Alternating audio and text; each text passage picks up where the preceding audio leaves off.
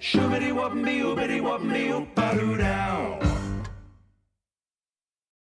3 whole years. I remember Quizmas 2020. Time is doing a thing.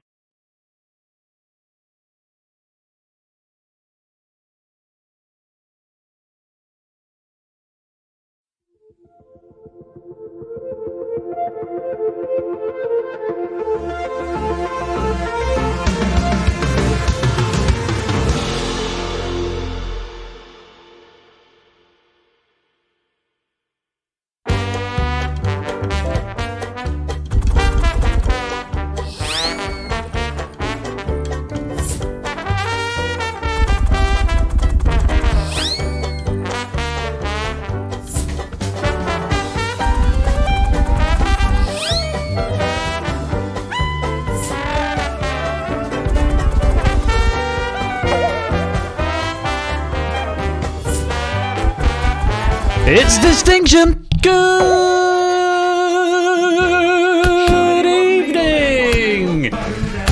evening! Good evening, and a message from our sponsor, Puzzle Dan. It's DISTINCTIONNNNNNNNNNNNNNNNN. Good evening. It's December the 2nd, which can only mean one thing, Dixieland, not game 2 of Quizmas at all. Nope, not happening tonight. Hashtag freezing. Puzzle Dan, thank you very much for the 31-month subscription. Welcome to the stream, hope you're keeping well. And Otley as well, that was a thing, if I press the right button on that page. Is it 36 months? 36-month subscription from It's Otley there. Thank you very much for the support, Otley. 3 years. 3 years. Quizmas 2020, back when we had to stay indoors rather than because we chose to. Thank you very much for the support. Hope you're all well. Yeah, it is the second game of Quizmas. Well, this isn't the second game of Quizmas. That's coming up later. It's what we referred to in the olden days as the second day of Quizmas. But it's bolted cold at the moment. So I brought a bottle of wine up, but I haven't poured it yet because it's so unbelievably cold in the orangery that it's like it's come out of an actual wine cellar, and it's a red wine, and you can't drink red wine cold. So yeah, that's how cold it is. I'm delaying drinking. It's that cold. But yeah, it's pretty nippy. It's pretty nippy. But it is, of course, December, which means Quizmas is upon us. Ash the Bash kicking that off for us last night with the Doot Drop, and congratulations to Kenda on winning that. That wasn't really a sentence. Congratulations to Kenda is what I was trying to say there, and then I started to trip over my T's and K's. But Kenda winning that first game. There is another Quizmas game coming up a bit later on. In fact, we've got a bit of a bumper stream tonight for the my first day of Quizmas, but the second game of Quizmas overall. Bit of a bumper one for you, and we are starting off, no warm-up, straight into the action with Distinction, written by Colo. So we're looking forward to getting stuck into this. This should be a quick game, sort of 40 minutes or so, in and out. Lots of fun to be had. And there's a nice friendly pack that Colo's provided here, and proof by me. So it's too cold not to have a warm-up. That's possibly very true, Nando. Then we've got the Quizmas game and a bit of a preamble before that, so make sure you stick around for that, because prior to the Quizmas fun, there's something that you're going to want to see. After that, I'd written some sort of hacky code to fix Colo's Game of the Hive, which just inexplicably just sharted itself and died last week, apropos of nothing whatsoever. But I've hacked some code together for that Hive game, so Colo is going to be able to continue and hopefully finish out that game. And anyone who was playing last week, I have come up with a way to give you back the points that you had won up to the end of Phase 2. So it's not a full game of the Hive, it's going to be the second half of the game. Anyone who was there last week, provided you join, you authorised with the same Twitch username, you get those points back. So that's kind of nice. So we'll finish that up, that shouldn't take too long. And then to wrap the night up, if that weren't enough, we have got the Escape Artist later on as written by Jerry. So lots of quiz happening here tonight, lots of festive fun. And I do hope that you will stick around for it. Hopefully you are nice and warm where you are. I've got my my cardi on, and the door is open. We've not got the fire on. Megs and Dylan are at the cinema tonight. They're off to see Napoleon, apparently. So we went for a Nando's and then they popped off to the cinema. So it's just me and the dogs and the cats who are now being allowed back into the house because it's just so cold out. They were confined to the kitchen, but They've made their way back in now, and they seem a lot happier for it. Very quick hellos before we get on with this game. Good evening to Ardenfetz and Arun and Stilgar and Kolo. Hello to Samster and Prugs and It's Sotley and AB Me. Welcome to Puzzle Dan, Stimpson's Angle, Nando and Jerry. Greetings to Nekagramma, KS, Lottibus and Lewis. Salutations to Monster Man, Topper One Gaming, Fluffy Bunny Esquire, and We Like Shapes. Contrafibularities to Clive of Legend, Rudic Fan, Natter and Matt the Ref. Hearty welcomes to Kekla Coach, Jers, Jogging and Silver Electron. I'm running out of words. Pontifications to BC, Score Count, Apodo Nuevo and Riff, and a huge warm cuddle to the Bassoonist and Innis, and anyone else who is lurking, loitering and lingering in the chat. You are most welcome to be here. Thank you so much for joining for what promises to be a super fun game night, as well as our Quizmas celebration. As you can see, my ticker has been updated. I just have to put it on Merry Christmas mode, which is quite nice. My backgrounds have changed. I haven't got any tinsel. We'll maybe get some tinsel in a bit closer to the big day, and Christmas trees are apparently being threatened next weekend, so possibly next Sunday trees and decks are going up, so anticipate possibly there being a tree somewhere in the office at some point in the next couple of weeks, so we look forward to that. As Score is saying, usual reminder to play fair in this game, though such is the nature of this game, it's a kind of a if you were so inclined, which I hope you're not, it is a slightly difficult one to cheat anyway, but do of course play fair. That's what we like to see here. We're going to get on with this game. It is Distinction. It's been written by Kolo, and we've got quite a few of you in actually, 26, 27, 28, 30 players in, which is a really good start. Let's get it underway. I don't want to wait any more. Let's play Distinction. Okie dokie, 3 boards each with 10 answers, and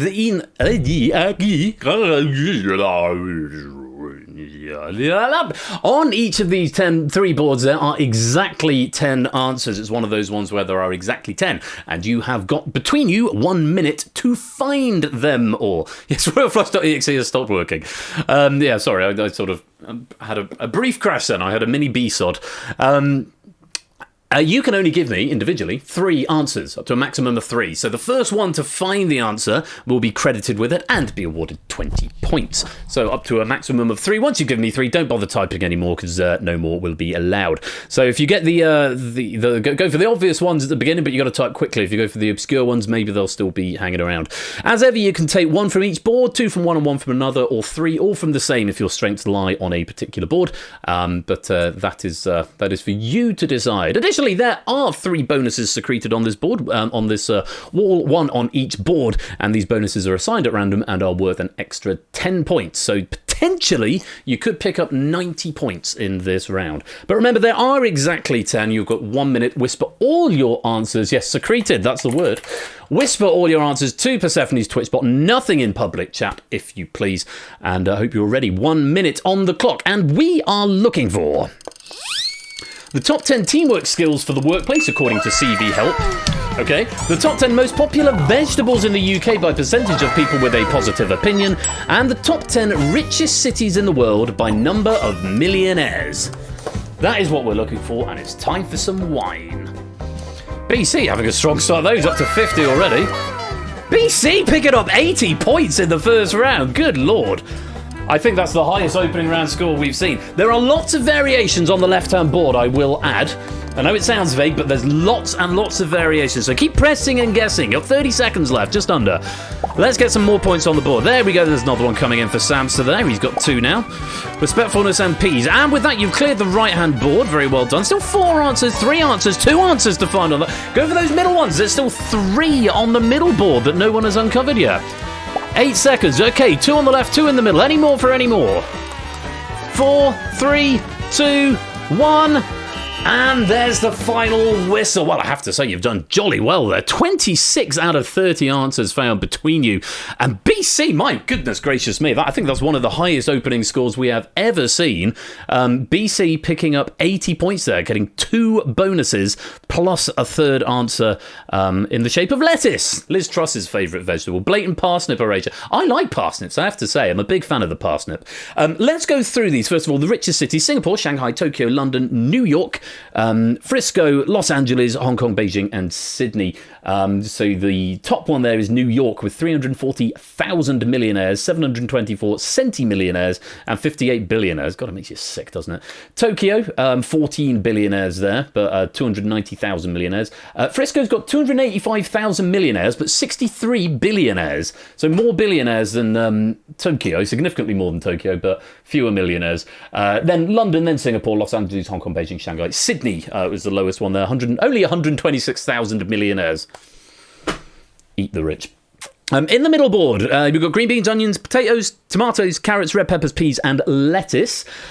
Two answers that we missed there. And over on the CV help board, supportiveness, time management, organisation, accountability, conflict management, active listening, respectfulness, and effective communication, all uncovered. The missing answers: decision-making, decisions or decisiveness was a missing answer over on the left. And also reliability would also have accepted being reliable or consistency, or consistent, something like that. But you behave, Samster. Order! I know what you did there, and you stop it. You stop it. In the middle of garlic and mushrooms, the ones you're not uncovering. I'm not entirely sure I believe that a mushroom is a vegetable. It's a fungus, but maybe a garlic is a bulb. But to be Colo's defence, he did put vegetables, so things that people qualify to be vegetables, and according to a YouGov poll, no less, on that one. So yeah, that's what I thought as well. But to be fair, it's in the question. It says vegetables. And that's what you can't argue with a YouGov poll. Well, I mean, you probably could, but yeah, there we go. There's probably a little bit of a red herring there for you, but still, you uncovered 26 answers, and lots of you have got some points. That is the end of the first round. Let's check out the scores. It's meat and vegetable. And yes, I suppose as Nat is pointing out, tomatoes are technically a fruit as well. So yeah. Vegetable's going to vegetate, I suppose. BC with an early lead there of 80. Clive and Innocent Samson all have picked up 60.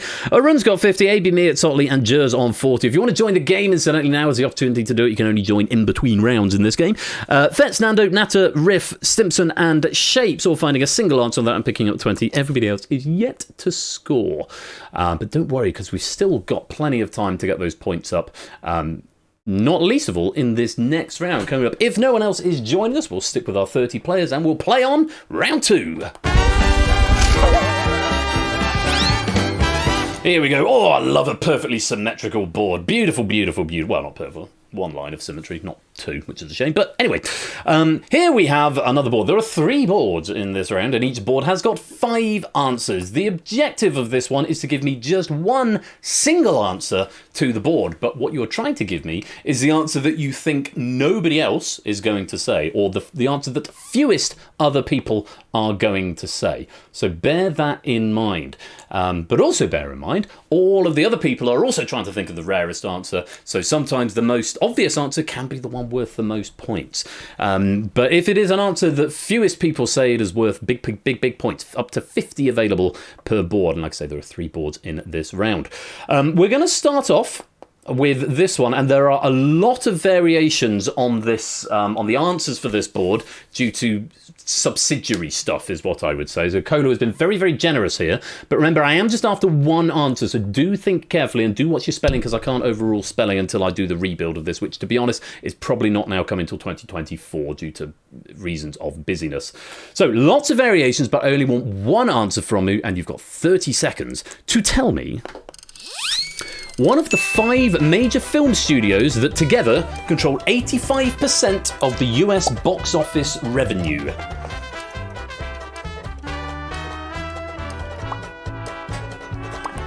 That's about half your time. Oh, cold red wine after having just cleaned teeth. Not a great combination. Right, 10 seconds. Come on, let's get an answer. Let's go, let's go, let's go. The soonest? Go on. Oh, I think you were just out of time, my dude, there. Well, I can see 11, 16, 20, 21 valid answers come in, and we knew there was 1 out of time, so I think that means we might have 8 wrong answers. Let's take a look, first of all, and see what the wrong answers are. United Artists, I'm afraid, does not feature on my list. Studio Ghibli, you'd think, but no, I think there's maybe more of an Eastern thing. I know Studio Ghibli is, it's a sort of, is it manga anime sort of thing? Maybe it's big in America, but I think it's probably more of an Eastern thing. MGM, no, I'm afraid not. Is that Metro Goldwyn Mayer? Metro Goldwyn Mayer, possibly. Unfortunately, not. Yeah, Apodo, that's an unfortunate one there. Oh. Actually, Apodo, that should be correct. I've just spotted that there is a delineation of a full stop rather than a comma. 20th Century Studios is a right answer, so apologies if you put that. But unfortunately, it's not gotten through. A few more MGMs. Lionsgate. I thought I did see that. But I guess I am mistaken. There's a number of variants, is what I'm looking at now. So Lionsgate, no. And Marvel, no, is not a studio in and of itself. But Shannon, welcome to the stream. Welcome. Yeah, I feel really bad about that, Apodo, 20th Century Studio. I mean, we'll see how many other people said it. But yes, we'll give you some pity pennies at the end if you like. 20 Dan 03, you've just got in. You can join at the end of this round, Dan, but we're in the middle of distinction at the moment. Yeah, plenty of room for you in just a few minutes. Okay, well, let's go through the answers first of all, and I'll explain. So, correct answers. Paramount Pictures Corporation, Monster Man Shapes, Stilgart Proogs, Puzzle Dan, and Clive going for that one. That covers Paramount Pictures Corporation, Paramount Pictures, and Miramax. All of those come under that umbrella. So 10 points if you gave me that. And then 2 lots of 20 points going out for the 5 teams who said NBC Universal, which covers Universal, DreamWorks, Focus, and NBC Universal Pictures. So that's no, that's 20th Century Fox. I'm thinking of that's Universal. So all of those covered under that umbrella. Well done, 20 points. Lottie Bussett, Sotley, Ardenfett, Silver Electron, Riddick Fan. Also 20 points for Warner Brothers Entertainment, Riff, Silent Mini, Stimson's Angle, Jogging, and Mantis each picking up 20. This covers Warner Brothers and New Line Cinema as well, which is the big Lord of the Rings one. New Line Cinema, all part of the same umbrella there. Just the 4 people going for Walt Disney Studios, which is maybe where you were thinking with the Marvel direction. AB, me, Nata, Innes, and Jerry all picking up 40 points. Also would have accepted Walt Disney. This is the Fox answer, the 20th Century Fox. So, because 4 people said it, actually all of these players would have got fewer points. You'd have only got 20 points rather than the 40 that you've got. So Apodo, it was kind of interesting now. I'm not quite sure how many points you should be owed. Either probably 20, but then all of these players need to have 20 taken away. It's one of those weird quirks of the game. But yeah, 20th Century Fox, Walt Disney, and so on. And just one player rather, going for the most unlikely answer. Sony Pictures, Kegler Coach picking that one up. Sony Pictures also covers Columbia and Columbia TriStar. So very well done, Kegler Coach. You picked up 50 points there. We have a moment's silence for Apodo Nuevo and his 20 points. Thank you for the respectful moment of silence. And we move on to the next board. Right, you'll be relieved to hear this one is less ambiguous. Less ambiguous on this one. The answer is going to be a colour, and you've got 30 seconds to have a little think about this and tell me one of the 5 colours that appears on the distinctive oblique striped flag of Seychelles. The oblique. So, that's what an oblique is. Cool. So, one of the 5 colours on the flag of the Seychelles. There are only 5. Bassoonist, are you still with us? And that is the final whistle. Time's up. You can only join in between rounds, Matt. So you'll have to wait until the end of this round if you want to get in. So on this one, 8 plus 7... 28. 28 answers. So I think everyone is correct apart from Bassoonist, who didn't get an answer, and possibly one other. Turquoise and black. No, I'm afraid those are both incorrect. I can't count either. Apparently there's 31 players in. Yes, turquoise and black are both incorrect answers, I'm afraid. But 8 players getting 20 points because they went for the answer white. Apodo, there's 20 points for you, Apodo. Bassoonist, you did get an answer in. I don't know how that happened. Anyway, Podo, Basunis, Run, Nando, Itzotli, Lottibus, Jerry, and Innis all getting 20 points for white. You've then got 7 players all saying yellow for 30 points. Fluffy Bunny Esquire, Riff, Jers, Silver Electron, Kegler Coach, Natter, and Clive. And then 5 players each getting 40 points for saying blue. Silent Marie, Stimpson's Angle, Puzzle Dan, Jogging, and BC. And then we've got 8 players getting 50 points because there were 2 answers that each were given by 4 players. So 4 players going for red, AB Me, Arden Fetz, Stilgar, and the Necker Grandma, and 4 players going for green, Monster Man, Sapster, Shapes, and Mantissa. All 8 of those picking up 50 points. Much less to sort of go through on that one, as it were. But well done if you picked up some points. Let's clear the board. One more board in this here round 2, and you've got 30 seconds to tell me one ingredient from the BBC Good Food recipe for peanut butter and jam flapjacks. Preparation time 15 minutes, cooking time 30 minutes.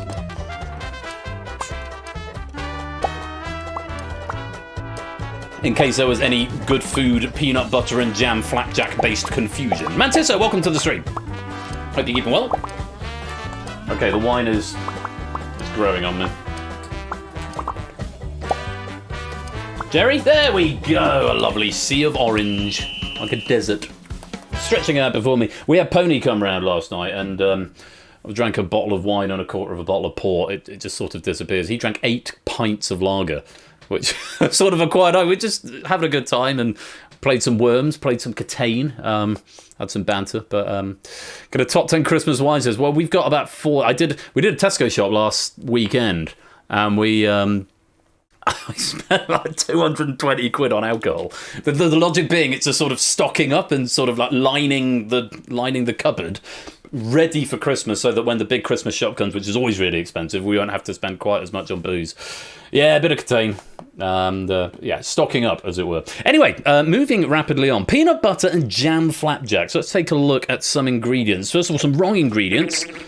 Yeah, oatmeal, flour, water, flour, syrup, golden syrup, flour, and milk. None of which, I'm afraid, appear in the BBC Good Food recipe for peanut butter and jam flapjacks. There are just 5 things in this particular recipe, and flour is not one of them, whichever way you want to spell it.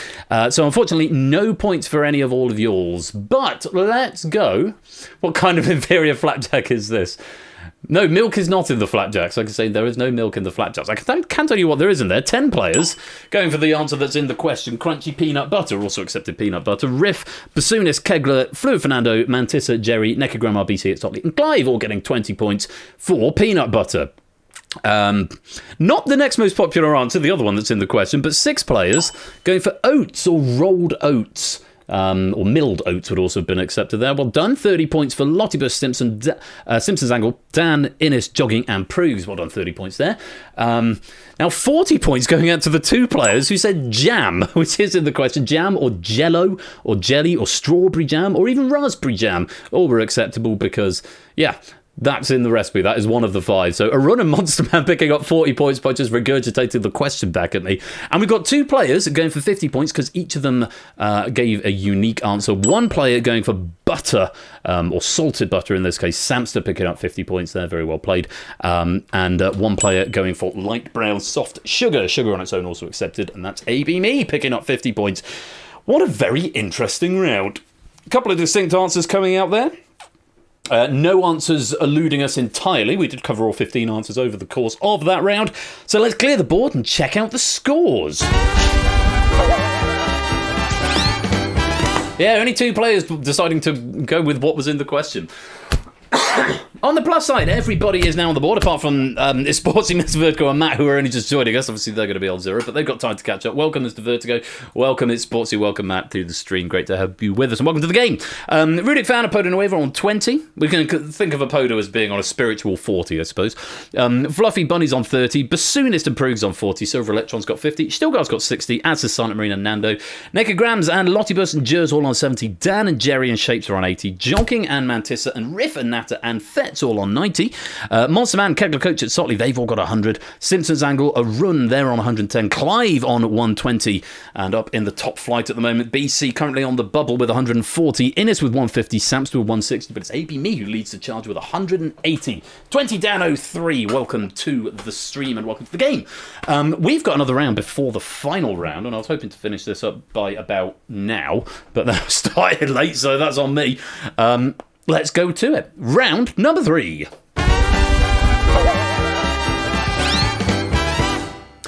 Okay, round 3 is more or less more of the same when it comes to round 1. However, there is a new quirk that Colo has asked, could I introduce? And it turns out it took 2 lines of code to add... Three or 4 lines of code to add it in, but it took me about half an hour to work out exactly which 3 lines they were. This is another reason it needs to be rebuilt, because it is a mess under there.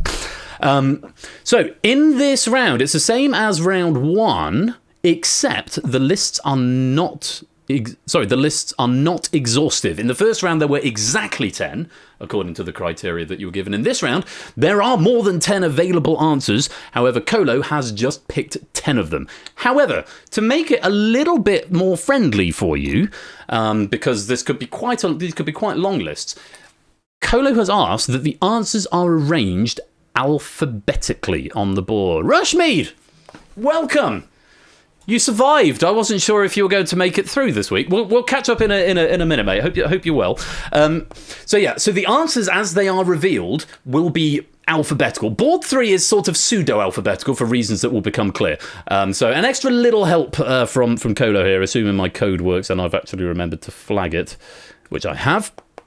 Apart from that, more points are available, so if you can find me a correct answer, you get 40 points, and again, you can give me up to a maximum of 3, 1 from each board, 3 from one, or 2 from one, and 1 from another, whatever you want to go for, and you've got 1 minute to do it. Once you've given me 3, you won't be able to give me any more, and once again, there are 3 bonuses secreted in this round, 1 on each board, which are worth 150% of the total for points, which should mean they are worth 60 points each, so technically, 180 points up for grabs in this round. Can you do it? Let's find out. Remember, these answers will be listed alphabetically, so use that information to help you fill in some gaps, possibly. Good luck. 1 minute on the clock, and we are looking for subjects in which you can obtain a GCSE qualification, listed alphabetically. PC with a bonus before he's even started again. Musical instruments not regularly found in an orchestra, listed alphabetically. And non-alcoholic drinks available in that is Colo's local convenience store, again, listed alphabetically. So they will actually be listed alphabetically, but you want to keep your eye on the capital letters on the ones on the right-hand side. So, 20 seconds gone, 40 seconds to go.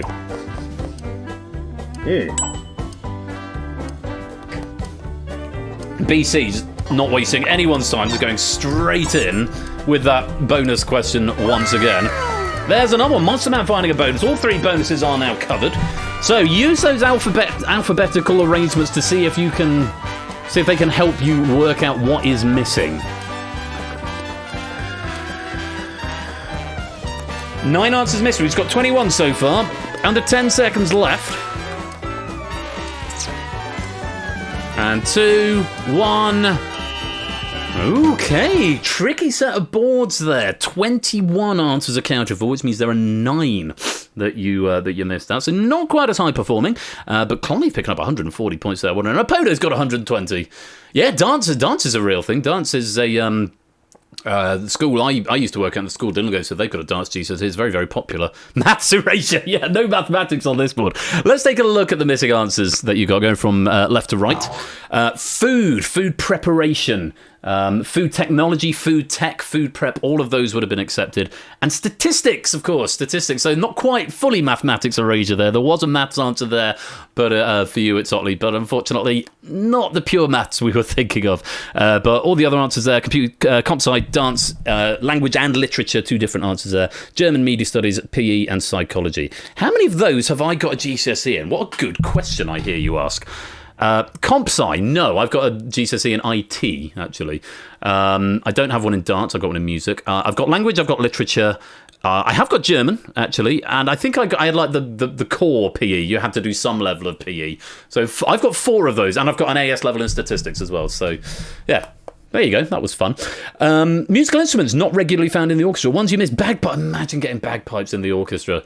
It's like the bagpipe chorus of Mahler's Eighth, but for everything. That would be the worst. Euphonium, you don't very often get those. And recorder, you don't get many of those either. But all the other answers that you got there, accordion, banjo, electric guitar, harmonica, kazoo, saxophone, and theremin, very well done.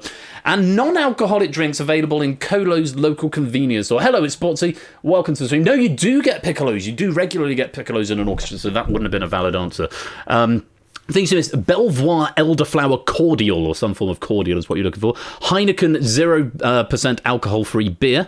Monster Energy, Ribena Blackcurrant. They're the answers you missed there, but well done for hot chocolate, Highland Spring Water, Pepsi Max, semi-skim milk, Tropicana orange juice, and Lady Grey tea bags. I prefer Earl Grey personally. I'm more of an Earl Grey sort of person. The Lady Grey is sort of orangey, I think, and Earl Grey's more lemony. Swanee Whistle Erasure. Can't be helped. Anyway, that is the end of the round. Let's clear the board and check out the scores going into the final. My. It is going to be Clive, BC, and AB Me, our finalists. Mozart would use the hell out of the back. I bet he would. He was a little shit, wasn't he, Mozart? Clive finishing up on 260 is going to have pole position in the final. BC on 240 and AB Me on 220. You three are going to be our medalists, gold, silver, and bronze. Not necessarily in that order. That remains to be seen because you've got the final to scram it out. Samster is livid. He's absolutely furious because he just missed out by 20 points. But Samster and Monster Man are currently in lobby lead position. Remember, there is a lobby medal for the highest non-finalist coming out of this final, so still lots of points to play for and medals to be added to your cabinets. But it is going to be Clive, AB Me, and BC who are going to be battling it out in our distinction final this week. I think we should go there now. So, here we go. Clive, BC, AB Me. BC's had a blinder of a game here. Very, very fast bonuses, including 2 in the first board, and he's got his way into the final. So, here's how it's going to work. There are 30 answers available, and I'm going to give the rest of our players, our non-finalists, who are all up top, 1 minute to give me as many as they can, up to a maximum of 5. As previously you could only give me 3, now you can give me a maximum of 5. You like to light up green once you've got a valid answer and you won't be able to repeat any variations on what you get, and it'll just buzz you out. Once you've lit up 5 pips, you can stop typing because you won't be able to get any more. Try and fill up those pips as best you can because there should be some nice, fairly logical guesses. In fact, this should be quite easy for our audience game, but maybe a bit more of a challenge for our hot seat players at the end, depending how they want to play it. And it's quite close scores, so this could be very interesting. So once you've given me 5, and I would also advise go for the obscure ones first, and if you're running out of time, go for maybe some of the more obvious ones, because as before, the rarer your answer in the audience, the more points it's going to be worth later on, so just bear that in mind. But 1 minute, and this is a very interesting final question, and I'll give you some information as I reveal the question, but up to 5, 1 minute, good luck. We are looking for any of the 30 most intelligent living animal species. Clive, BC, and AB Me, don't bother answering here. Just have a little think about these for later on. So this is taken from a few different definitions of intelligence and is a list compiled by Sentient Media. And I probably shouldn't have read that out because it said here, didn't want to put that in the question as there is in the text search, but we're not going to do that anyway. Please feel free to mention in voice when the question is live, which is exactly what I've done. So yeah, don't go and look it up because obviously that defeats the point of the game. That would constitute cheating, especially our 3 hot seat finalists, but do be having a little think about what could be 30 of the most intelligent living animal species. Right, coming up to 15 seconds, so if you've gone for some obscure ones, now's the time to be going for the obvious ones. Try and fill up those pips, because even if it's obvious and everyone else says it, it's still worth points. So get as many lights up as you can. 5 seconds. Go on, get as many lights filled as you can. And there we go. Okay, quite a lot of lights filled, so it felt like people are maybe thinking of obscure ones at first, and then they're going to go for more obvious ones later on.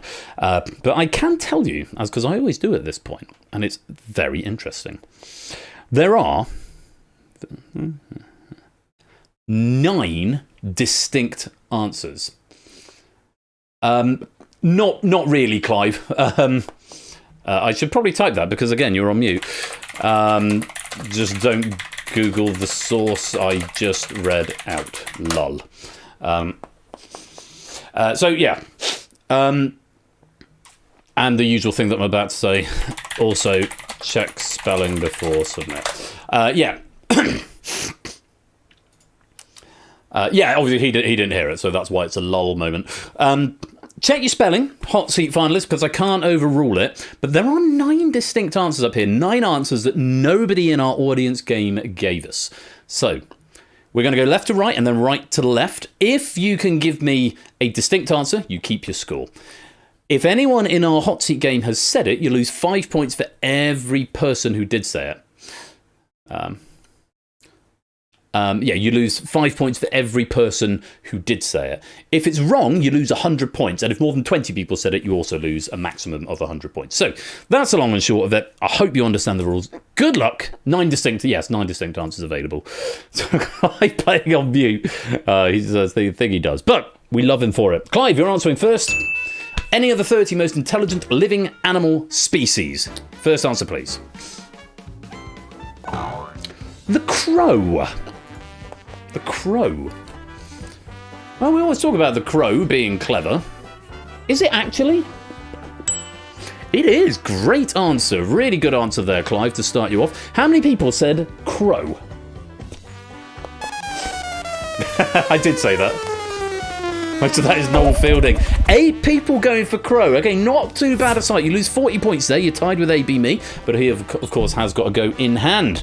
Nice start. BC, we're going to move on to you. You've been on fire all game. Can you keep it going? Lion. The lion. Rah. I am scary. Is the lion one of the most intelligent animal species?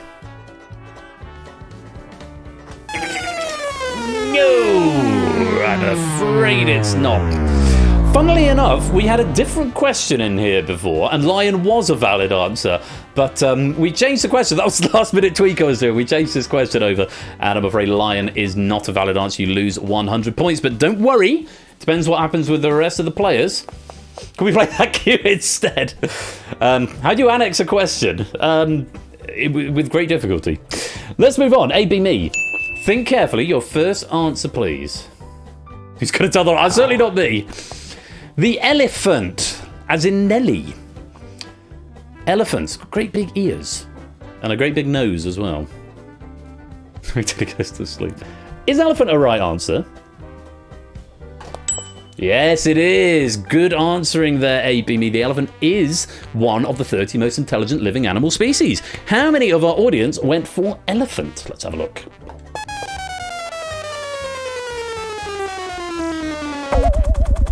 Exactly as with Clive, 8 people said it.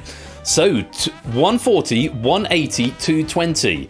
There's still an even distance between the scores as there was at the beginning. It's a slightly wider gap now, 40 from BC to AB Me and 40 from AB Me to Clive, and the order has switched around as well.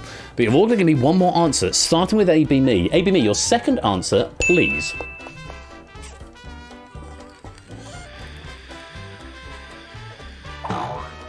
Having a little think. Orangutan. Orangutan. Is that a correct answer? It certainly is. Great answer right there for orangutan. How many people went for orangutan?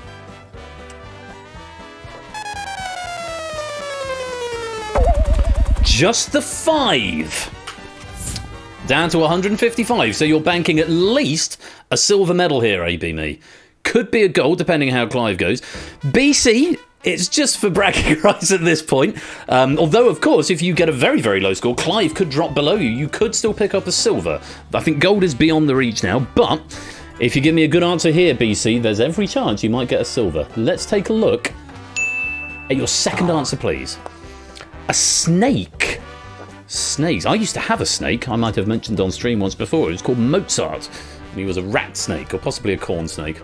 I forget now. I was told it was a rat snake, but it looked more like a corn snake in all the pictures. I always thought he was very clever. Is it a right answer?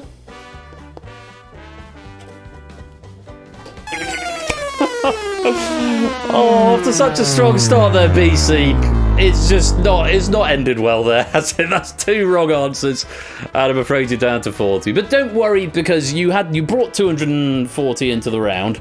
And so you leave with 240 plus whatever you've got left. That's how it works. You leave with what you started on plus what you finish on. So you'll get 280 and you'll still get the bronze medal at the end of this. So Clive, coming to you. Are you going to finish on the gold or the silver? Can I have your final answer, please? The good you need to do, if you give me a right answer, yes, because if you give me a right answer, you're not going to get the bronze. But you've still got to finish ahead of 155. We've gone for human. Human. How many people said human?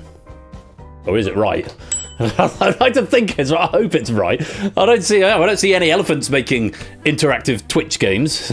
You know, I think humans may be a little bit smarter than all the other answers we see. Human is the right answer. How many people said it?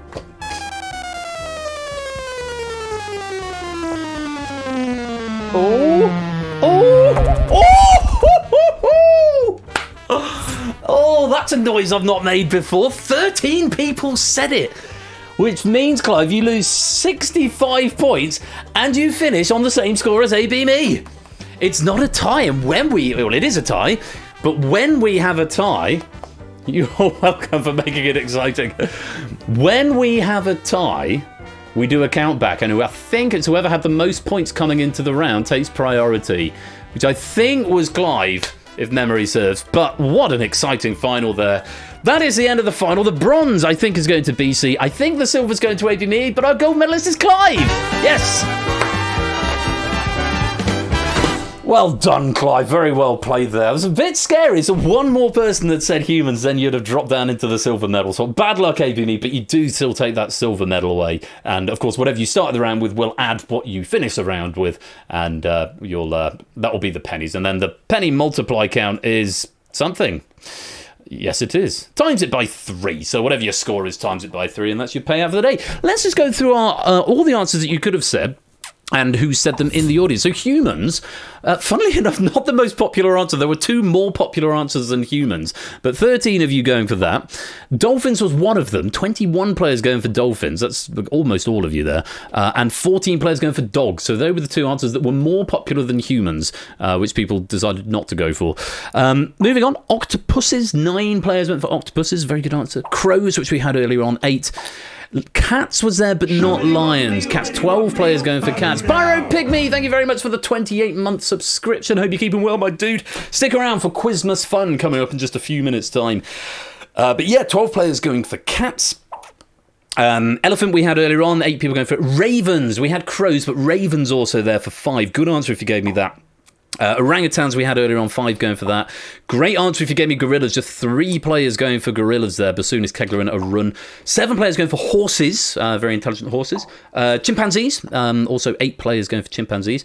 Now we're getting into the really low answers. Prue's giving me orca or killer whale. Really great answer. That's going to be big points for you there, Prue's. Well done. Oh, I love it. I love to see it. I'm so glad you went for it, and I'm so glad you're the only one, Riff.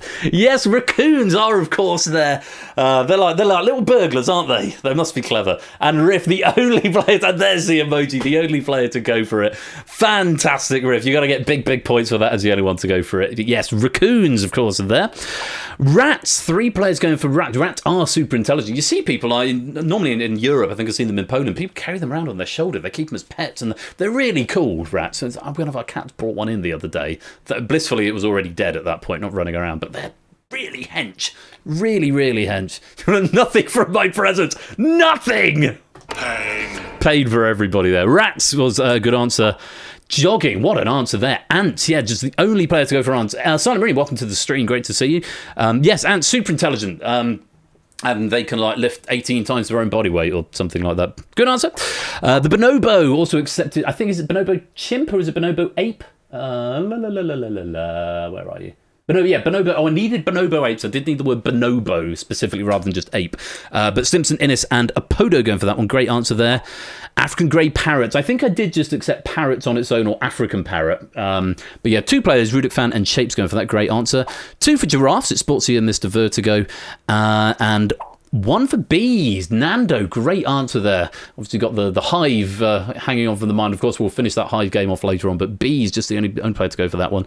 I really like this one. Two players have gone for honey badger. Jogging and puzzled Dan.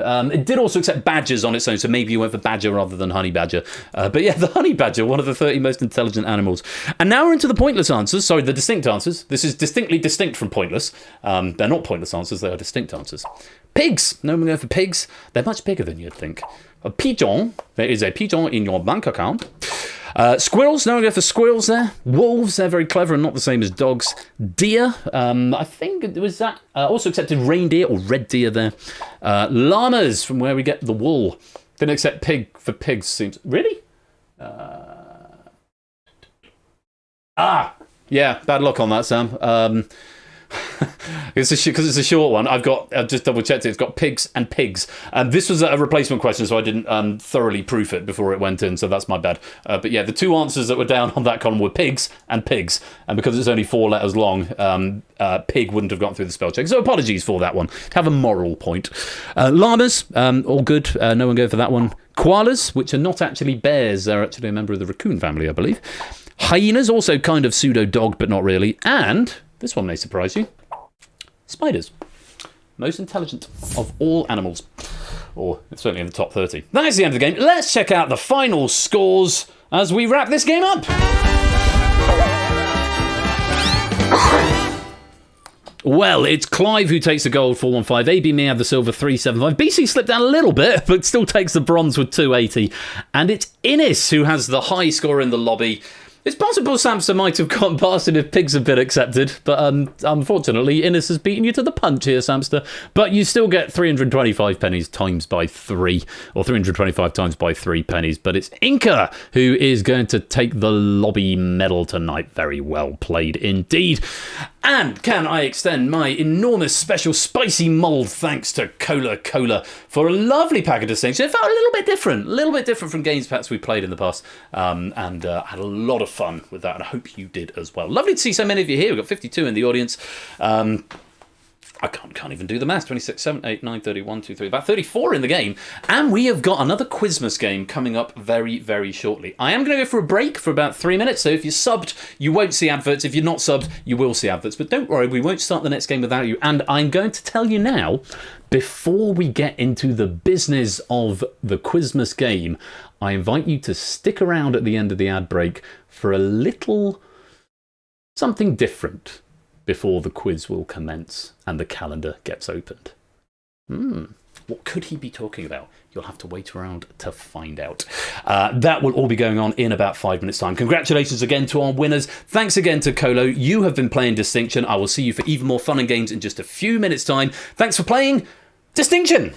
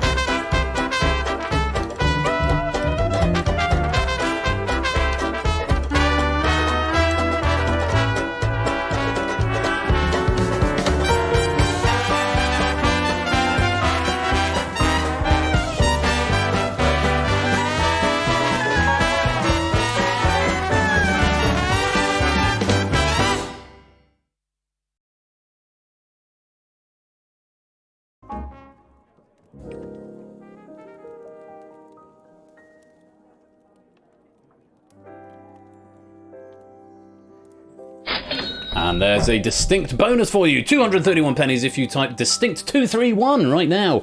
We're going to have some Christmas jazz for a little minute before we get to the second game of Quizmas. Very exciting. I love Quizmas time of year. And this, I mean, how many years have we done this now, Bash?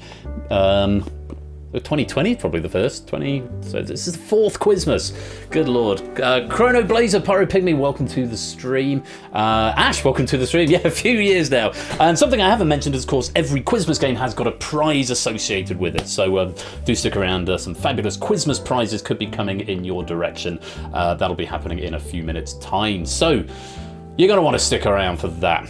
And I hope to see you there. Ad break coming in, but we won't start the next game without you. Don't touch that dial. We'll be right back.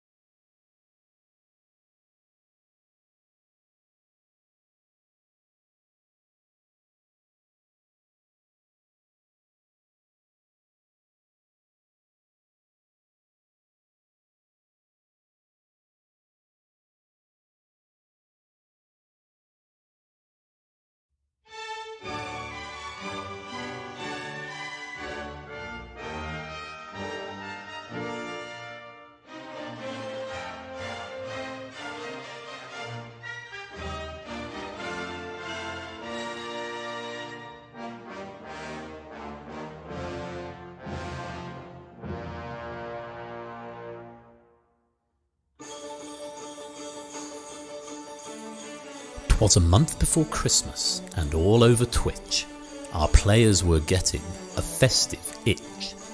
The days were much colder, and the nights were so bitter. At least, that was the feeling prevailing from Twitter. Our players were waiting with hackbox in hand to take on the best sort of quiz in the land.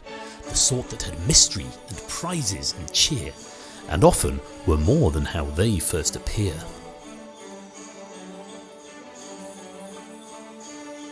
Our hosts were awaiting to impart their wares with headsets and stream decks and secret lab chairs. Young Topper, his first time on Quizmas this year, was wearing a grin from his ear to his ear. And in spite of his tooth, our Ash was all smiles and ready to share his unique hosting styles. And Royal was prepping the first of his games and praying his computer didn't burst into flames. players were chatting about what was upcoming, and Huck brought forth a chorus of humming. Data leak? Diamond? Outright or Hive? Wipeout? Rebound? A face-off revive? The hosts remained silent, their faces not telling, except to remind you, watch out for spelling. So into the unknown ravine we descend, with questions by talented authors penned. And that's enough poetry, let quizzing take flight. Merry Quizmas to all, and to all, a good night.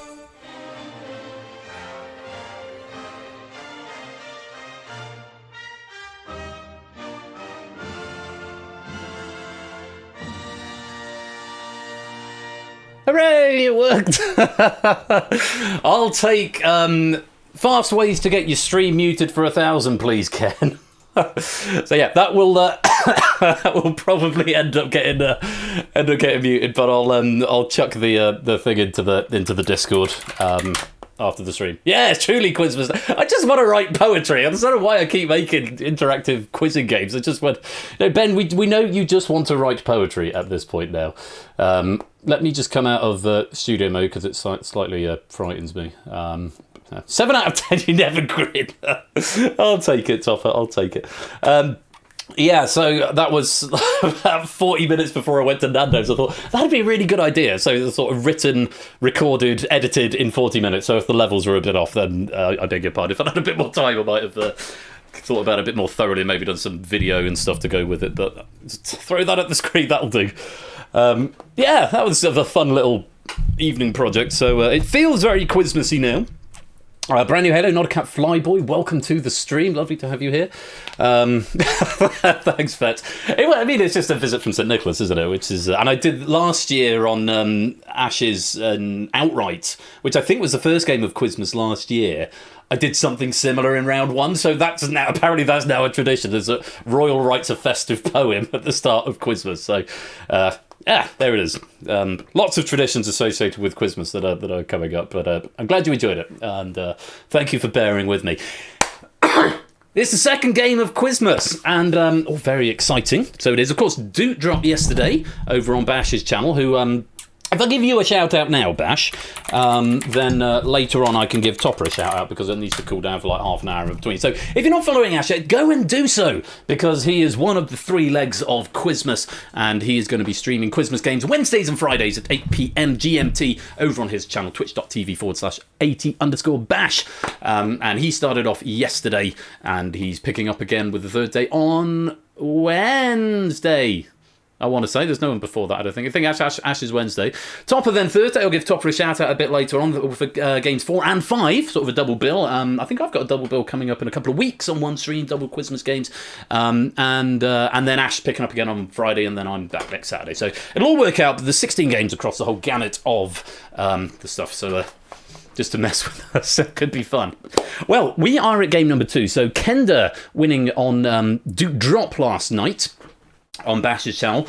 And I can tell you that for this game here on twitch.tv/royal_flush for the second game of Quizmas, there is £15 up for grabs, and that £15 can be in whatever form you want it to be. It could be in PayPal, which is probably my desired way of doing it because it's easiest. You can take it in Steam vouchers or whatever the closest beneath £15 is in Steam vouchers, or Amazon vouchers. I'd rather not mix and match. I will do if I absolutely have to. Amazon vouchers, PayPal, Steam vouchers. If you want like Discord Nitro or something, or you want some subs, some Twitch channels, so sort of £15 in a tuck shop if you want.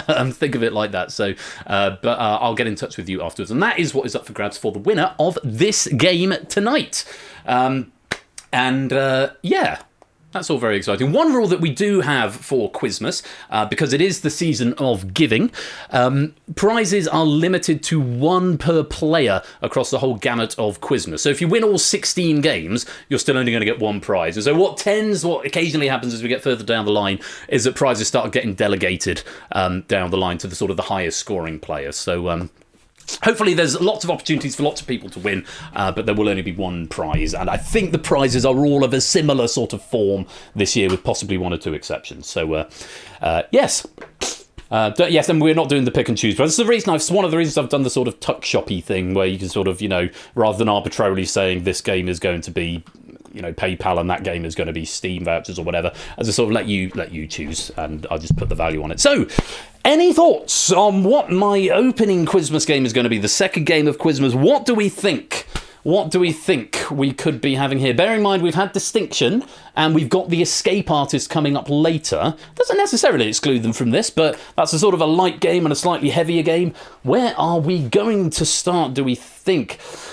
Deciphered, where the deck also stands for December. Oh, could be interesting. A Deciphered Resurrection could be interesting. Danger Zone, another Danger Zone. Abyss, Blockbusters, maybe. Redacted, yeah, could be.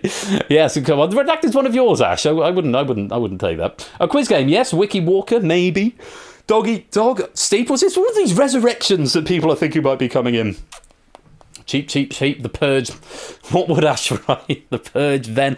Well, lots of interesting ideas coming in, but let's take a look.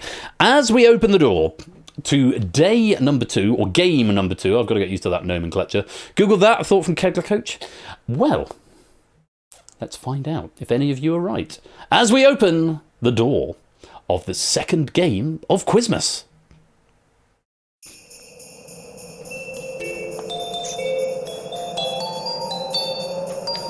Oh, I see some hexagons. It's Risky Business, or Quizmas Business, if you like. Quizmas Business coming up tonight. Nobody getting it in the chat there. A little bit of hexagonal fun for us in Risky Business. And yes, £15 PayPal or equivalent to the gold medalist of Risky Business. Risky Quizmas or Quizmas Business, whichever you prefer. And a message from our sponsor, Chaos.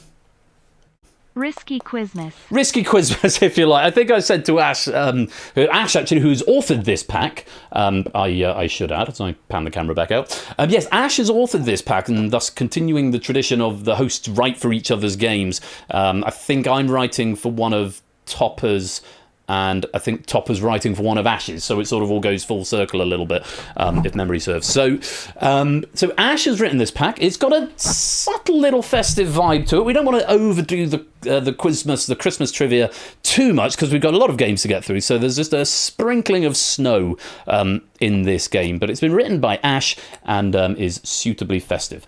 One thing I will say is that because it's Risky Business and it's using the new build, this uses the Universal Controller. Yes, only so much December month trivia. This uses the Universal Controller. And if I type in app there, those links are still broken, and also this has had an update for a couple of things, because I'm obviously building towards doing Distinction in the app. So I've added a couple of little tweaks into it. If you are on a standalone version, it shouldn't make any difference, and I hope it doesn't, because those links are dead and I haven't actually rebuilt it for PC yet, I don't think so, or I may have done, but ideally use the browser version, because that will be the most up to date. 0.5.2, that's the one, ABME, yeah, 0.5.2. So if you're on a standalone version, to be fair, I don't think it'll make any difference. It's not made any meaningful difference to this portion of the app. So if you are playing on an older standalone version, it shouldn't make any difference to this game either way. But that's what we're looking at, 0.5.2. So go grab yourselves the app, get it loaded. You will need to validate your account, because, like I say, it's a new build, so it clears all the data out of it, as it were. I can close the calendar now, and now I've revealed it as Risky Business. I can bring this to the fore. So get your apps ready, and we'll get our hexagons on the go as we go to our second Quizmas game. It's Quizmas Business.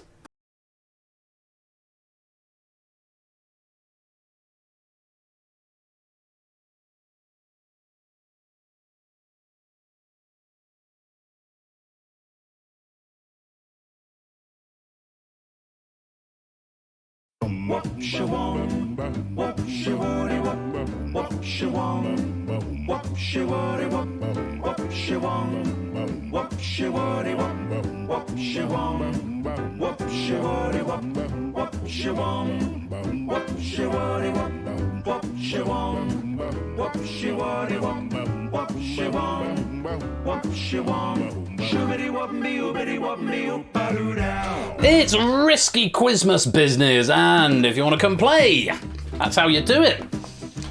Come and join us, and remember, I'll give you a few minutes because if you need to revalidate your account, that might take you just a second or two. All it will require is just typing a little code into the lobby. I have a feeling I had some things I wanted to tweak in this game and then just didn't, because time has been slightly up against me. So yeah, I think I was going to change a thing where it was something to do with how the board reordered. It's a graphical thing rather than a major gameplay change. But yeah, just in case anyone points out, hang on, the board is still going really slow, or like it's reordering after every question, I am aware of it. I am going to do it. I've got another couple of weeks of work, and then I'm off for 3 weeks. So that will be an opportunity for me to do some maintenance, as it were, on some of these that I perhaps haven't gotten around to yet. So yeah, come and join. Hopefully you're having no trouble with the app, and this is all a multi-choice one, so it should be a lot of fun in the app. I'm just going to poke my head downstairs just to make sure my doggies are okay.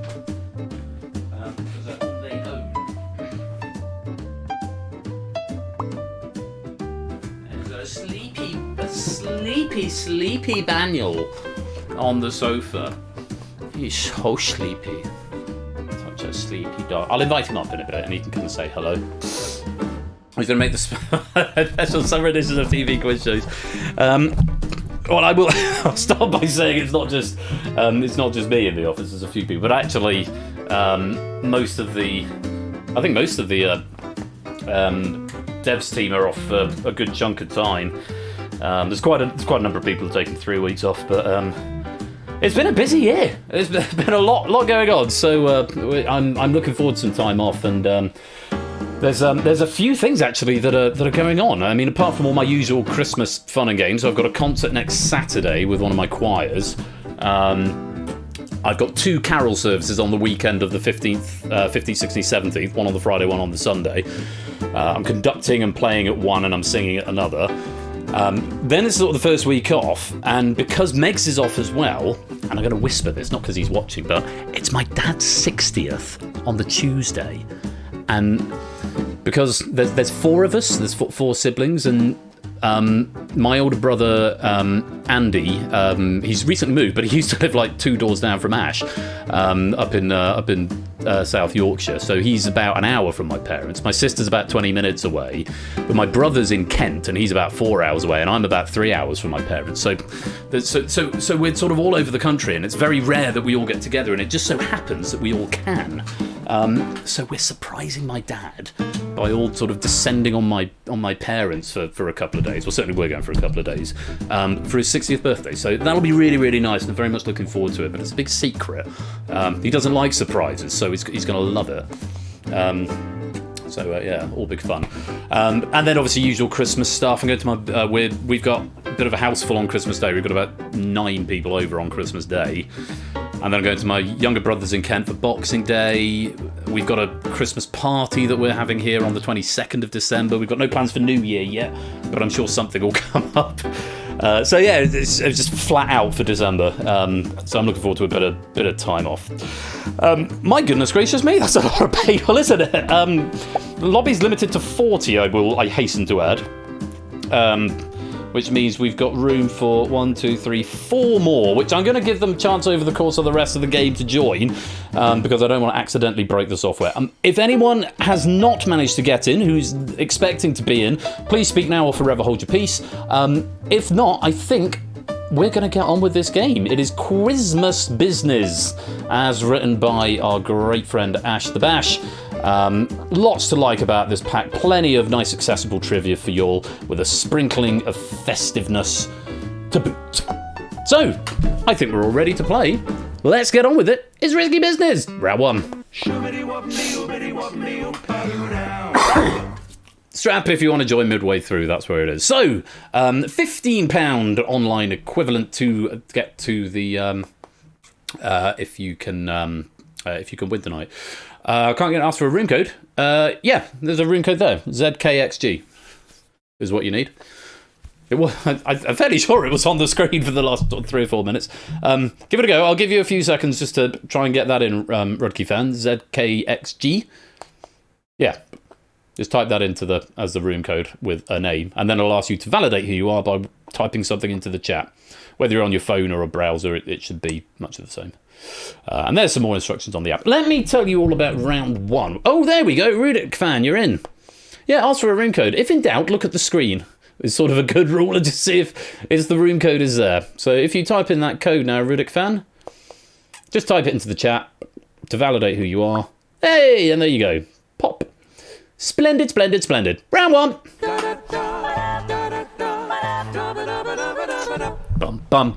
Round 1 is favourable odds. Select one of the correct answers from the 5 presented options within 15 seconds. With each question, the number of risk points available increases, whilst the number of correct answers decreases. I will stress at this point, you do not have to answer every question, because if you give me an incorrect answer at any time, you reduce your risk points to 0. However, abstention will preserve your currently accrued risk. So, if you got the first 2 right and you don't know the third and you don't want to risk them, just leave it blank or risk it. To play question 4, you must choose to risk based on the answers alone. This question is worth double your risk points, but only one of the answers will be correct. If you choose to risk, abstention will be treated as an incorrect answer. So question 4 of the set is the only one where you can't abstain if you've chosen to play. 3 sets of 4 questions in this round. Should be fairly straightforward. Let's start with the first. And there are going to be 4 correct answers here out of a possible 5 and 2 points if you can find one. Let's have a look. Options are Katniss, Snow, Rose, Peter, Coin. Name a character that features in the Hunger Games book series of books or films. Battery low.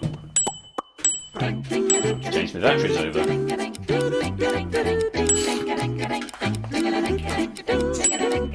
Oh, a sea of green apart from Topper, who I think Potter, I know he said he was having Wi-Fi issues, so because he's abroad at the moment, having a lovely time on holiday. Katniss, Snow, Peter and Coin were the answers you could have had there. Anyone familiar with the Hunger Games, or even with a passing familiarity with the Hunger Games, should have got one of those. And there may be a thing where the colours also go wrong that might have been on my to-do list. So if something isn't quite right with the colours of the straps, I am aware, I just haven't fixed it yet. President Coriolanus Snow is not a cat saying. What a great name, referred to just as Snow at times. You've got President Alma Coin, leader of the rebellion, again referred to as Coin at times. Peter Malak is reaped in the 74th and 75th Hunger Games alongside Katniss Everdeen, who is the main protagonist, played by Jennifer Lawrence in the films, and she is the girl on fire. Though Snow uses white roses as a lot for symbolism in the series, there is no character named just Rose. However, there is a Primrose Everdeen, who is Katniss's younger sister and who she volunteers as tribute to save from having to go into the games in the 74th Annual Hunger Games, i.e. the first series.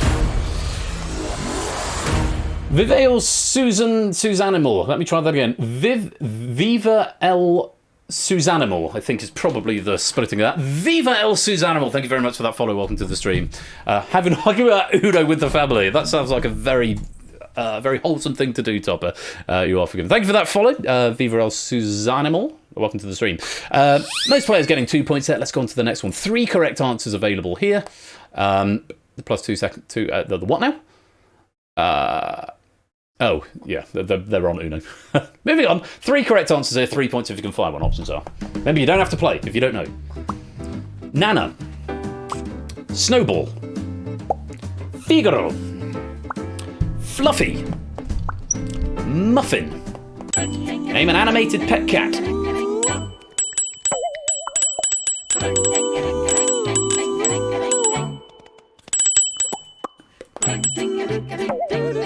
Oh, a couple of boings in there. Shapes. There we go. And Natter and BC go all the way down to the bottom because they're wiping out their bad luck. Yeah, Nana and Muffin. Nana is the pet dog of the Darling family in Peter Pan. Muffin is the 3-year-old cousin of Bluey and Bingo from Bluey. But yeah, Snowball, 1, 2, etc. is the pet cat from The Simpsons. Figaro is the pet cat of Geppetto in Pinocchio. And Fluffy, anyone know Fluffy? This is a good one if you know this one. Fluffy is also a 3-headed dog. And possibly Muffin the Mule. Does anyone know why Fluffy is a cat? And Fluffy's not animated in Harry Potter as well. Coconuts have water in them. Anyone want to have a guess? Not Stuart Little. That's Snowball again and not animated. No, I'll tell you. It's Angelica's pet cat in Rugrats. anyone of sort of my ilk or my age may remember Rugrats, maybe if you're a little bit younger as well. Angelica had the cat. Fluffy, sorry, my brain just went to sleep then. Yeah, Fluffy from Rugrats. Well done, on we go. Next question. There are only 2 correct answers here, but 5 points if you can find one. Take a look. Placebo. Snow Patrol. Block Party. Fratellis. Scissor Sisters. I don't know why I said that like that. Name a band that has had a #1 album on the UK officials charts. Oh, there's a wipeout. Oh, there's another. Oh, and another wipeout. Maybe you don't have to play. You don't have to play.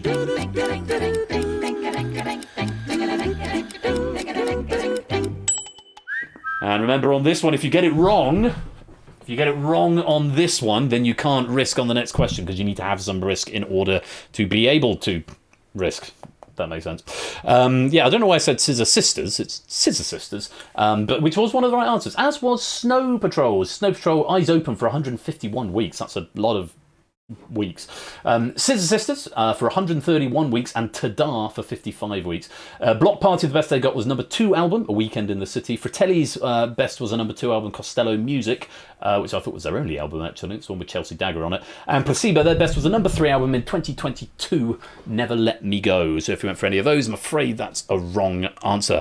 Lots of players with 10 points, Topper's got 8, and quite a few with 5. If you want to risk on this question, you can do for double points, but remember you only see the options, and if you risk, you can't abstain. If you don't want to play this one and you want to save your points now, leave it blank to put it in the bank. I think you might even get a bank button actually, or it might just be a big. I think no, it's just a big risk button. I think it's just a big risk button.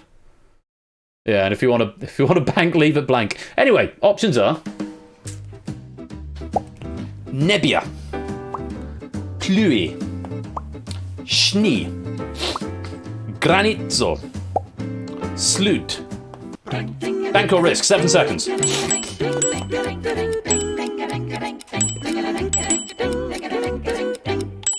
And there we go. Not many players giving this one a go. In fact, why am I playing on this profile? Risky Business has got its own profile because I can order you by different things. Coffin Weaver, Nando Inca, Rudic Fan, Flyboy Jers and Simpsons Angle all having a go at this one, either risking 10 or 5. Everyone else's points has gone into the bank. You may have an idea of where it's going from these options if you are a linguist, but let's find out. Here's the question. Name a way of saying snow. Yes, you had a snow question on each of the first 3, so you may have seen the snow coming. Nando, Rudic Fan, need an answer. Well done. Nando, make it a full house. There we go. Look at that. Great play there. Yeah, so you may have seen the little hint towards snow, and if you're a linguist, you might have spotted all of those precipitation words. Schnee is the German way of saying snow. Pluie is the French for rain. Granizzo is Spanish for hail. Nebbia is Italian for fog. And slud is Danish for sleet. So if you spotted the snow connections, and if you are a bit of a linguist, then you may have had a bit of a clue on that one. But well done. All 7 players who risked doubling up their points. Let's pop them into the bank. Oh, lovely, lovely, lovely. Lots of 20s, lots of 10s. A singular 8, quite a few 5s and a few players yet to score. Another 4 questions coming up, 4 correct answers here. Take a look at the options. It sounds like that is embarrassing, Nando. Options are Nobel Prize Day, National Pearl Harbor Remembrance Day, Bill of Rights Day, World AIDS Day, and Veterans Day. Name a national or international day that occurs in December. Now, you'd think you might be able to translate the Spanish there, Nando, but no, it's all right. No shame.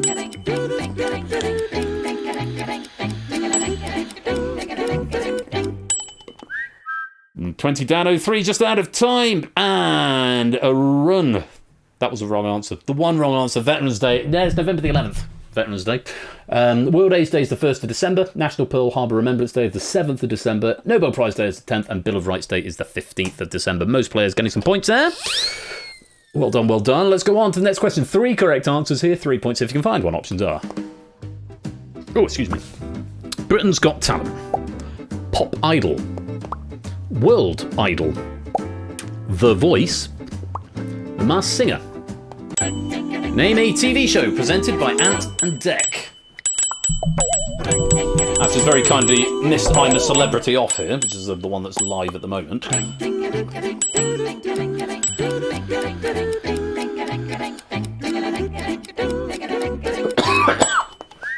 And just running out of time. There are a couple of wrong answers. Yeah, The Voice and the Masked Singer.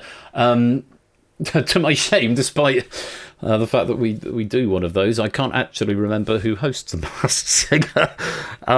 Did Holly Willoughby do it for a bit? Or was that The Voice? I don't watch any of these shows. Oh, was it Joel Dommett? Oh, okay. There you go, Joel Dommett. Britain's Got Talent, Pop Idol and World Idol are all and deck. Emma Willis, that's the one, Emma Willis doing The Voice. Well done if you got some points there, let's move on. 5 points if you can find one of the 2 correct answers here, and your options are... Remember, you don't have to play. Octal 13, hexadecimal 14, ternary 100, vigesimal A, or binary 1010. Name another way of representing the decimal number 10. This is such an Ash question. Remember, you don't have to play. I will stress there are 2 correct answers up here. Where's it, Sotley? The maths teacher getting it wrong. Where are you? Or did he abstain? Did he take the easy way out? Where are you, Otley? Are you not here? Oh, there you are. No, you did get it right. You did get it. You did. There's your maths. There's your maths erasure unerased. Yeah, so vigesimal A, which I must confess is something I'd never heard of, and binary 1010 are both the correct answer. So binary, which is base 2, 8 plus 0 plus 2 plus 0 is 10. Vigesimal, which is base negative 20, A equals 10. I've never. Is it Lua that uses triple equals? There's a programming language that uses 3 equal signs that I can't remember what it is, but I've never used them, so I have no idea what that means. But I'm hoping someone does. Ternary is base 3. Oh, it's not base negative 20. Sorry, it's just base 20. I thought it was. It's a hyphen rather than a minus sign. So vigesimal is base 20. Ternary is base 3. So 9 plus 0, which would be 9. Hexadecimal is base 16, not to be confused with cenary, which is base 6. 16 plus 4 is 20. And octal, which is base 8. 8 plus 3 equals 11.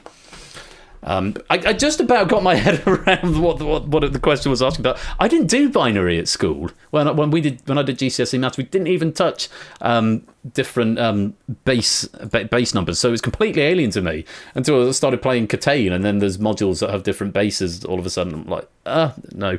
So yeah, I sort of picked up a little bit of it by osmosis, given from programming stuff. But yeah, it's not really my area. But a lot of people getting one of the right answers there. So well done.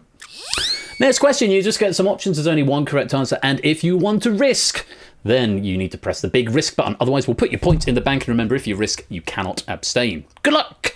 Options are... Guinea, Zimbabwe, Morocco, Algeria, Ethiopia. Bank or risk?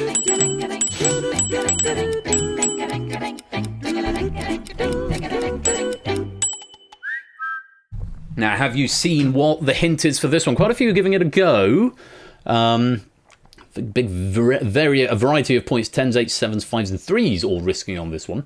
Have you seen the hint where this is going? So you had an international or national day that occurs in December, and dec, and decimal. So this might be hinting towards something to do with December. Let's find out. Name a country that doesn't have December on their civil calendar.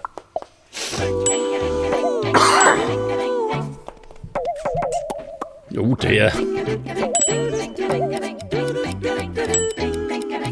Well done if you've gotten that one. Whether that was a punt or whether you knew that was completely new to me. It's Ethiopia. Yeah, they don't have a December on their calendar, apparently. What do you do? This is going from November into January. Miss all the fun stuff. But had foreseen a very different question. Yeah, it was about December. So for this next set of 4, you might want to pay attention to what the common theme is between the questions, because that may give you a little clue as to what is coming up in the 4th question of the set. So do they know it's crisp? Very good, Apollo. Very good indeed. Yeah, Ethiopia was the answer. Let's put any remaining points into the bank. And check out the scores. Despite getting the first question wrong, Coffin Weaver still has the lead with 36. Nando and Flyboy and Inca and Rudik fan all on 30. Jers has got 24. Another 4 questions, 4 correct answers here. Let's take a look. 2 points if you can find a right answer. Pawn. Lol. Queen. King. Bishop. Rook. Name a chess piece that can move diagonally. I hope everyone gets this one right. I really do. Go on, Grams. Make it a sea of green. Hey, there we go. Lovely stuff. Yeah, they can all move diagonally except for the rook. I think my wine's warmed up a little bit now. Yeah, king can move 1 space either any orthogonal or diagonal direction. The queen can move any number of spaces in any orthogonal or diagonal direction. The bishop can move any number of spaces in any diagonal direction. The pawn usually can only move forward but can move diagonally to capture, including en passant moves. The rook can move any number of spaces in any orthogonal direction but not diagonal. Castling is still the same effect of orthogonal movement. Ding! Ding.wave. Excellent. Everyone getting some points on the board. Let's see if you can keep them. Go on to the next question. 3 correct answers here. 3 points if you can find them. Maybe you don't have to play. Options are Paradise Bay, Candy Crush Saga, Jetpack Joyride, Bubble Witch Saga, Fruit Ninja. Name a video game that was created or published by King. Oh, Podo. Oh, Kegler. Wrong way. Oh, Mantissa. Oh, Fluffy Bunny.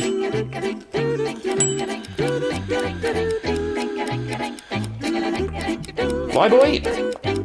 And Flyboy out of time, wanted to hang on to his 2 points if he doesn't know. That's a very valid strategy. Abstention means those 2 points are still safe. Paradise Bay, Candy Crush Saga, and Bubble Witch Saga. Candy Crush Saga in 2012, still available to this day. Bubble Witch Saga in 2011, no longer available due to Flash being retired, but the saga continues in Bubble Witch Saga 3. Paradise Bay in 2015, a village sim game, a bit like Farmville, no longer available as of 2019. Sad. Fruit Ninja was developed by Half Brick in 2010, and Jetpack Joyride developed by Half Brick as well in 2011. Have you spotted a theme? There's one more question to see if you can spot it. 2 correct answers up here, 5 points if you can find one, and your options are... oh my god.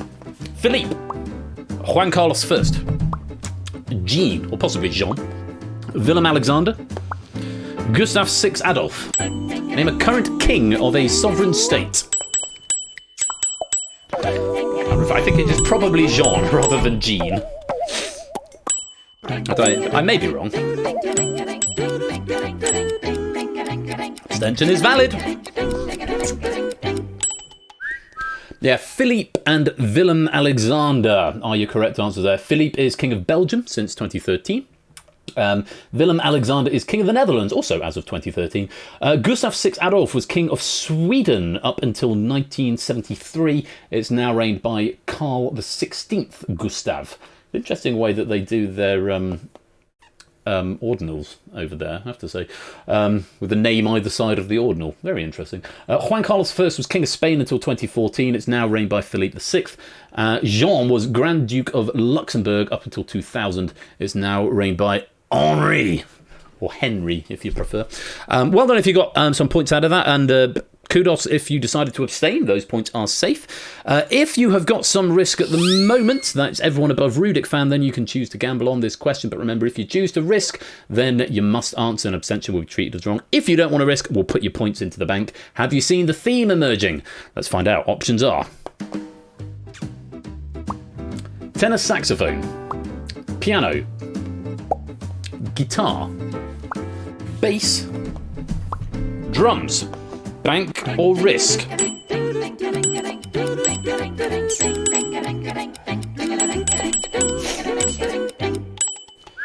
Okay, a few giving this one a go. I can hear some barking in the background, which means my the rest of the family might be home. Quite a few having a go. Maybe you've seen what the theme is and you can anticipate where this question is going. A lot of points being put into the bank. Inca with the current bank lead, but we'll see what the state of affairs is once we've had this question.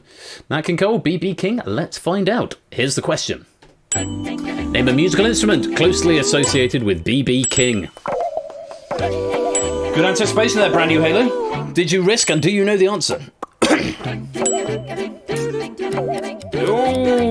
We've split the room a little bit. A lot of green, but also quite a bit of red in that one.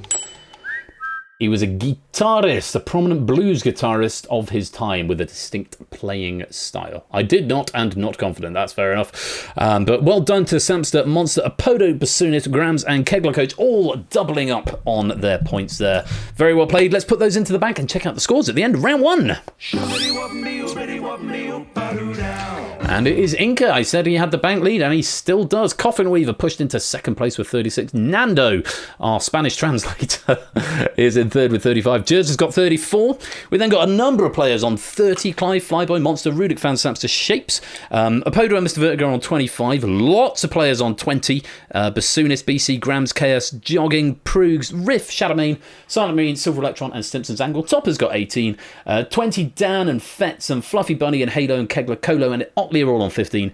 AB, Me, Mantis and Matt, Puzzle Dan still got on 10, and Nata on 5. But there's plenty of time still to make up those scores. Let's go on to round number 2.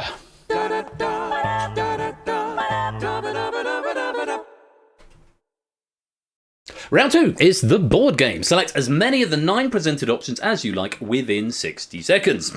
At least 4 and up to 7 of the answers will be correct. For each correct answer identified, you earn 5 risk points. However, if you identify even 1 incorrect answer, you score nothing for the board.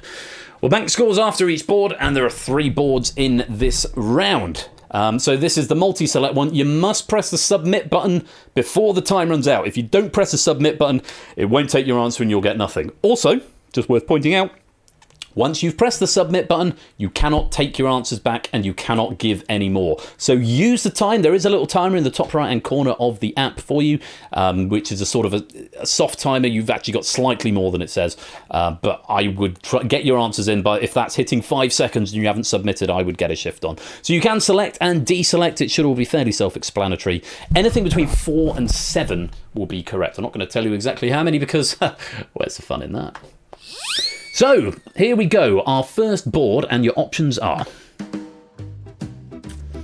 Japan, Egypt, Argentina, Paraguay, China, Iceland, Germany, Ghana, Croatia. Identify the nations or regions that do not use a daylight savings time during the year. So use up your time. Don't give me one and then think you can add more. It's a single submission. Deselect before you reselect as well. Well, that's not red herrings, but... Okay, there's our first submission. Clive is happy with just 3. Yeah, this was the round I was going to not reorganise it every ping and make it faster. I could probably do that from here, actually, but I won't. Don't you think you'll miss the stutter? Okay, last few seconds, 15 seconds or so.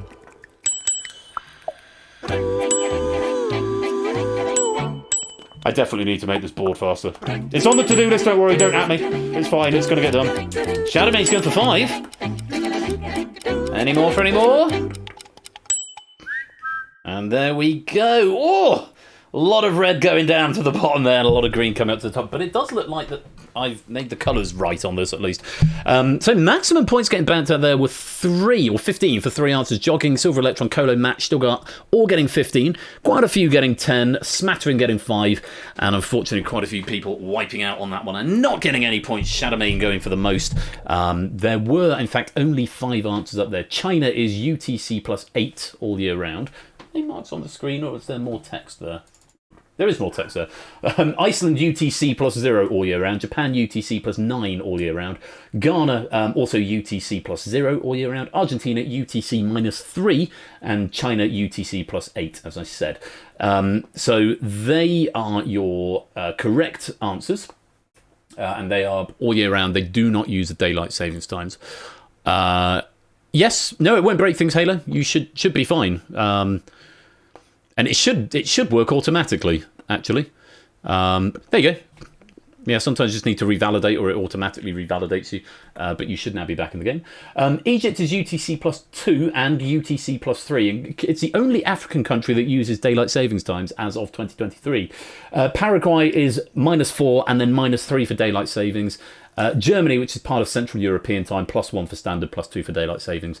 And Croatia, part of Central European time, +1 for standard and +2 for daylight savings. So Germany and Croatia, both using that same +3 and +1 and +2. So yes, well done. If you got some points there, let's clear that board. And yes, I will sort the reorder. It is already on the Trello board, so don't bother put it in suggestions because it's already there. I just haven't done it yet. Nando and Inca tied at the top with 45. Here comes another board. I like this board. Options are Piotr Ilyich Tchaikovsky, Felix Mendelssohn, Antonio Vivaldi, Franz Liszt, Ludwig van Beethoven, Joachim Raff, Wolfgang Amadeus Mozart, Frédéric Chopin, and Franz Schubert. Identify the musicians that have compositions that contain winter in its title or subtitle. Topper's not wasting any time, he's got 5 in.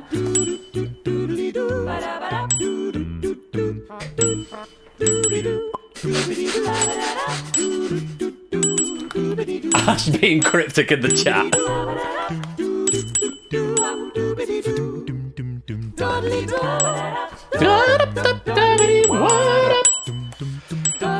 Okay, about 30 seconds gone. Still a few people thinking.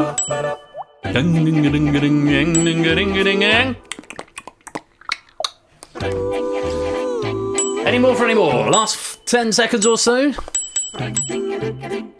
BC, Silent Marine?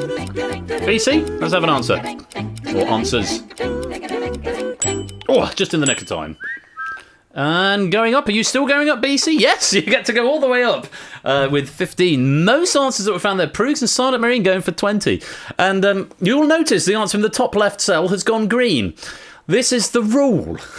That it's never Tchaikovsky unless the only people apparently allowed to break this rule are me, very occasionally, and Ash. Because this is the second time Ash has broken the Tchaikovsky rule.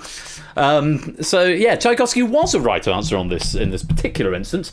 So just to go through them, Vivaldi wrote the Four Seasons, L'Inverno, or then you have Winter, of which is the movement. That's summer. I can't remember how winter goes. It's good though. Tchaikovsky wrote a piece called Winter Daydreams. Frédéric Chopin, Winter Wind, the Winter Wind Etude, which is a bum bum bum bum bum bum bum bum, and then yeah, that's a great piece. I can't play it, but it's really good. Joachim Raff, Der Winter, the Winter. He's the only composer actually I've never heard of on this board. Oh, a message from our sponsor, Silent Marine. That could be it. Perhaps the rule doesn't apply to the Quizmasters. I think that might be it. Thank you for the 100 bits there, Silent Marine. Very kind of you. Felix Mendelssohn, Winterlied. Mein Sohn, wo willst du hin so spät? Which I think is a song cycle. Franz Schubert, Winterabend, which is almost certainly a song cycle. And Franz Liszt, who wrote 12 Lieder von Franz Schubert on Winterreise, which is a song cycle, and I know that one because I have actually played it before. I haven't sung it. I accompanied my friend John, Winterreise. It's all very depressing actually, Winterreise, but it's a good set. As far as I can find, there wasn't anything by Mozart. None of his arias have winter in the title. Joachim Riff, nice. Ludwig van Beethoven, we had the Tempest Sonata, which is sort of wintry, but it's more to do with storms, and the Moonlight Sonata, but nothing wintry so far as we could see. So, well done if you avoided those two. Let's clear the board and go on to our final question. Let's take a look at the options. Tobin Bell, Tina Bell, Joshua Bell, Jamie Bell, Joseph Bell, Drake Bell, Kristen Bell, Alexander Bell, Aaron Bell. Identify the bells that are TV or film actors / actresses. Have a good think about it. You've got plenty of time. Or just go in really quick. That's fine too.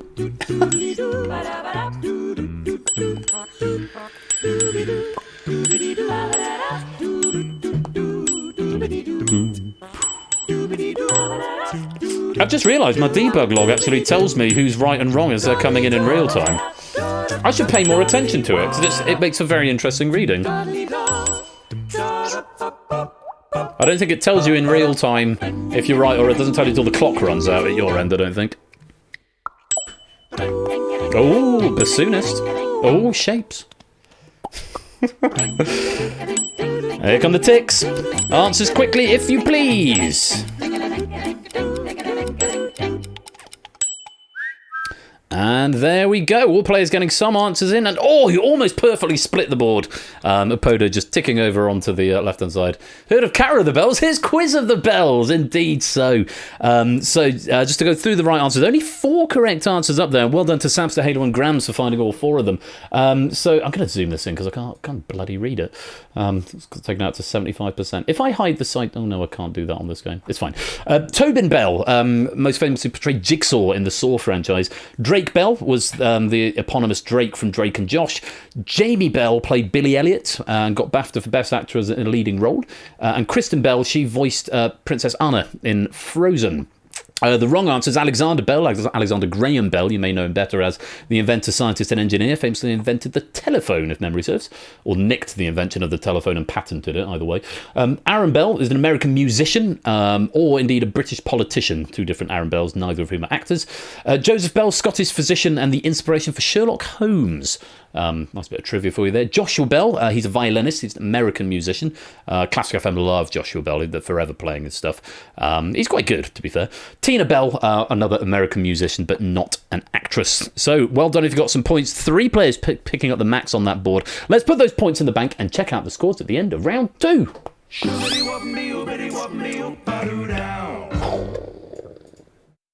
Well, my. This is all very interesting. Nando, Inca, Samster have got a joint lead. A 3-way at the top with 70 points apiece. Jers has got 64. Clive and Flyboy are in 3rd with 60. BC, Mr. Vertigo, Shapes, all on 55. Monster, Proogs, Riddick Fan on 50. Cough and Weaver's got 46. Bassoonist, Halo, Jogging, Silver Electron, you're on 45.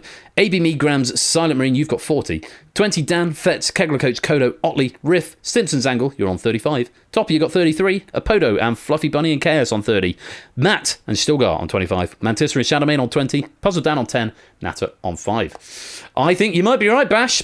Tense finish on the way because, as you all know, round 3 is the business end of this Quizmas business, and it remains to this day probably my favourite end game because of the potential for swinginess, and I think your risk could be rewarded, or your risk could just instead be called stupidity. We'll have to find out as we go to round 3.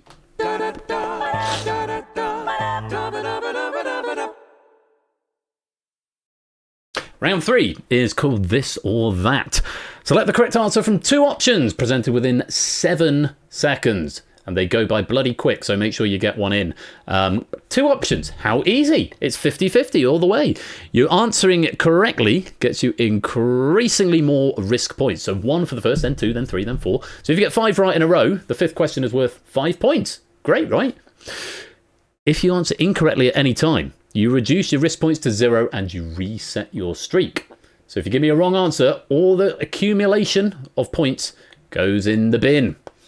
It's like question 8 on the drop, only 2 possible answers. Couldn't be easier. Yeah, quite. So, if you give me a wrong answer, it all goes away and it's all for nothing and you have to start rebuilding again. However, you have got a get out clause.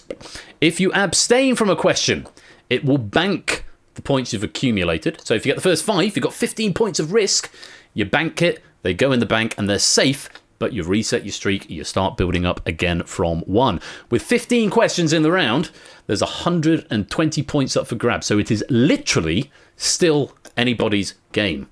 This makes it a good Quizmas one. Obviously, if you got more points at the start, you've got more of an advantage, but it's anyone's game. And it's 50-50. I don't think there's a bank button, but I might be wrong. If you abstain, it banks it, but that's all you need to know. Good luck. It should tell you how many points are due on the next question. That's an important thing to remember. Anyway, those are the rules for everyone who hasn't played before, and a reminder for those of you who have. Good luck. Here's question 1. This or that, A or B, options are Joseph, Jesus, In the Bible, who was born on Christmas Day?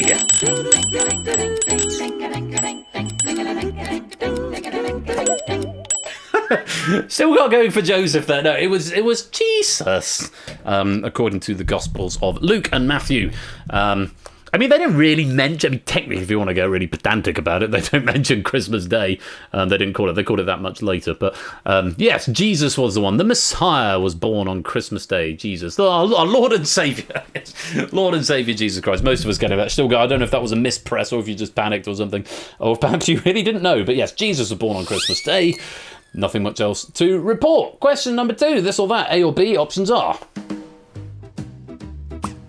angels, cherubs. Complete the name of the MLB team, Los Angeles.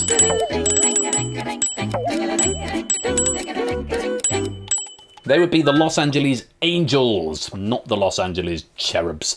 Monster and Matt wiping out there. I'm afraid you lose that 1 point of this. You've got to start again with 13 questions left. Remember, if you abstain, it does go in the bank, so you can just sit a question out and get yourself some pennies from what you've already got.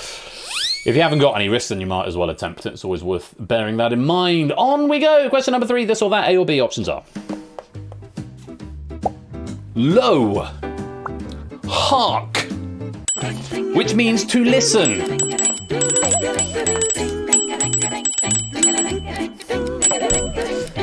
A couple of abstentions there. I can't say I blame you. It's not necessarily the most easiest if you're not familiar with your old medieval English. Hark means listen, as in hark the herald angels sing. Or hark a herald voices sounding, if you want some Advent carols. Low is sort of used to draw attention to an interesting or amazing event. So it's sort of like look with an exclamation mark, I guess. Sort of lo he comes with clouds descending, to give you another good Advent Christmas carol. I'm sounding really preachy tonight. I'm not enormously preachy, but I do love a good Christmas carol. So yes, low is effectively look, hark is listen. I noted Inca got that one wrong, so he's going to lose that risk streak. Let's reorder the board. It's very interesting. Nando and Samps are still absolutely in lockstep. 70 in the bank, 6 at risk. Let's go on to another question. Question number 4. This or that, A or B. Options are. Of course it comes up this way. Dong! Ding! Which is the name of a real world currency?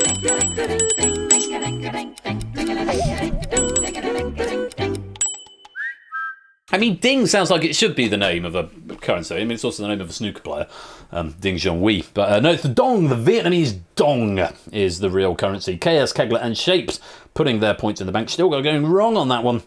And everyone else getting it right. Well played. Put the points into the bank that need to go into the bank.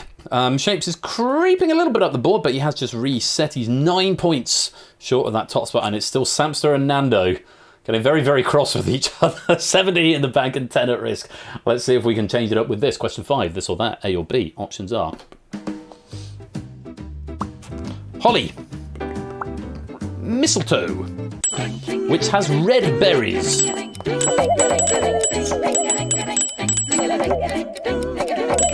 Ooh. Now that is very interesting. Shapes, just to your point, I did click. You said that you did click on dong. Let me just check my log. You are called Shapes. Where are you? I've had another question come through since, so I've just got to pass through it.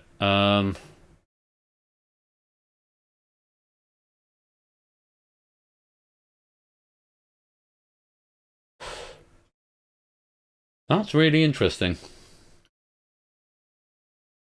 Sorry, it's just interrupted the flow of the game, because actually Shapes earned 1 point that queue. That must be for this berries queue, because you got that one right. And I'm just trying to see where your name is previously,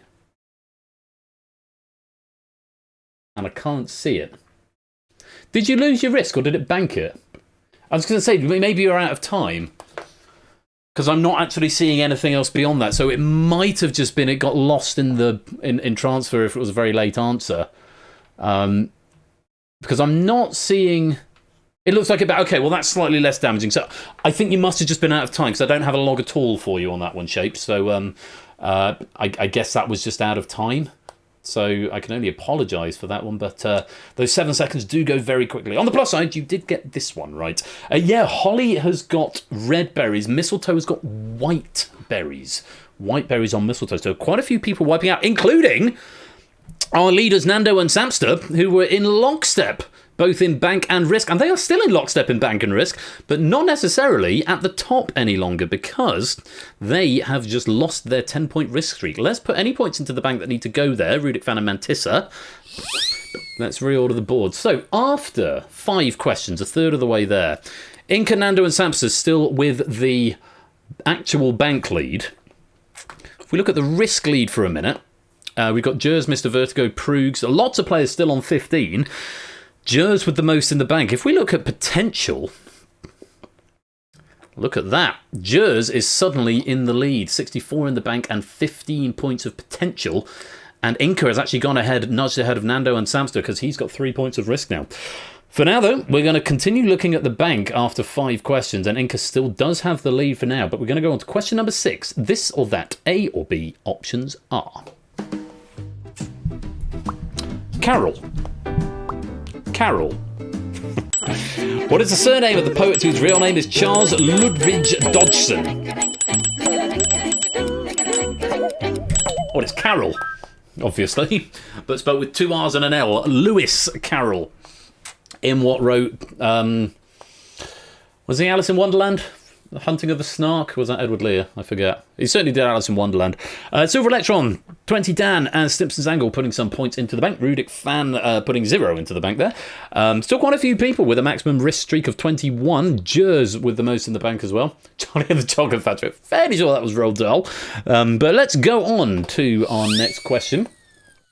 Question number 7. This or that, A or B? Options are... Drink! Nuns. No, food. What is a wassail?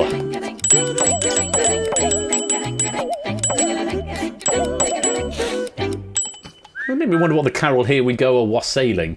I always thought it was a song, but apparently it's actually a mulled cider. Or it's made from mulled cider, ale, wine, spices, etc. It is drunk as part of the tradition of wassailing. Okay, so wassailing is still a verb, it turns out. Here we go a wassailing, but it's... It says, here we go, we're drinking, which sounds like fun. Your knowledge is wonka. Well, Jers is finally calling it time there, as is Mr. Vertigo, as is Otley, as is Fluffy Bunny, all putting 21 into the bank after a good run there. Jogging Riff and Natto, I'm afraid, wiping out on that one. Jers is going to take the bank lead at this point. But wants to keep an eye on Proogs, Fets, Colo, Apodo, and Shadowmane, all still on 28, and of course their risk is going to go up and up and up very, very quickly. Proogs with a potential score of 78 here. Could be one to keep an eye on. Let's put the points in the bank. So you can see Jers with the bank lead. I just want to see the potential lead just because I implemented this. I mean, it's not a difficult thing to implement, but it's always interesting to look at. Yeah, Inca with a potential of 80, Proogs with a potential of 78. Jers still with the bank lead of 85, but if Inca and Proogs get a couple more right, he may be looking over his shoulder. Let's go on to our next question. Question number 8. This or that, A or B? Options are... Swan. Goose. Which bird features in the title of an Aesop fable that laid golden eggs?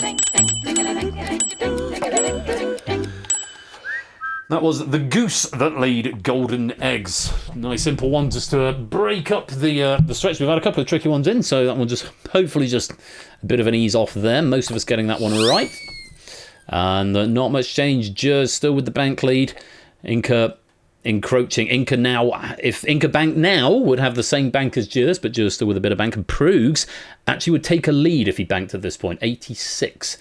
Let's see what happens as we go on to question number 9. This or that, A or B? Options are... Sussex. Coventry. The two-tone ska band The Specials formed in which UK city?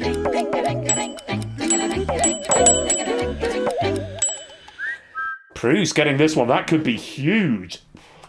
And just 2 players now with a perfect game so far. Prugs and Colo, both on 45. Excellent content. Thank Ash for that one. Shadowmane losing out on 36 there. That is a damn shame. Fets and Apodo putting 36 in the bank. But yeah, Prugs and Colo with a perfect game so far, but Prugs with a potential score of 95 here. You had to go for it. Yeah, that is the name of the game, isn't it, Shadow? I don't blame you at all. You had a good run, definitely. Incidentally, the Christmas connection there, Coventry and Sussex are both carols, so the Coventry carol and the Sussex carol. The Sussex carol, I think, is on Christmas night, oh Christians sing to hear the news the angels bring. I think that's the Sussex carol. And the Coventry carol is Luli Lulau, thou little tiny child, bye bye Luli Lulay. If you're going to the Picardy version. Hashtag quality content with me. Yeah, music theory content. Sussex is a... No, it's not. Sussex is a county. It's one of the home counties, but it's definitely not a London district, as far as I know. Well, I live there, and I don't claim to live in London, so I live in West Sussex. Anyway, let's put the points in the bank before we get geographically cross. We haven't expanded that much. It's just growing out. The whole country is just London. There's one giant city-state. Yeah, music theory. Love a bit of music theory. So, Inca and Jers, both with 85 in the bank and no risk. All eyes on, I think, because Inca's bank there tied it up with Jers. Nando and Samster back in the game, still absolutely in lockstep. 70 in the bank, 10 of risk. Clive 60 in the bank, 10 of risk. But it's Prugs who is the major threat. He's way, way down on the board, but his potential is higher than anybody's. Just so you see your name flying up, Prugs. There you go. Potential at the top, and Colo is not one to be ignored either because he's got big points at risk. So keep your eye on them. For now, they're a little bit further down. But my goodness gracious me, this is getting very exciting. Let's go on. Question number 10. This or that, A or B, options are. Bethlehem, or Bethlehem if you prefer. Nazareth. Which biblical location is further north?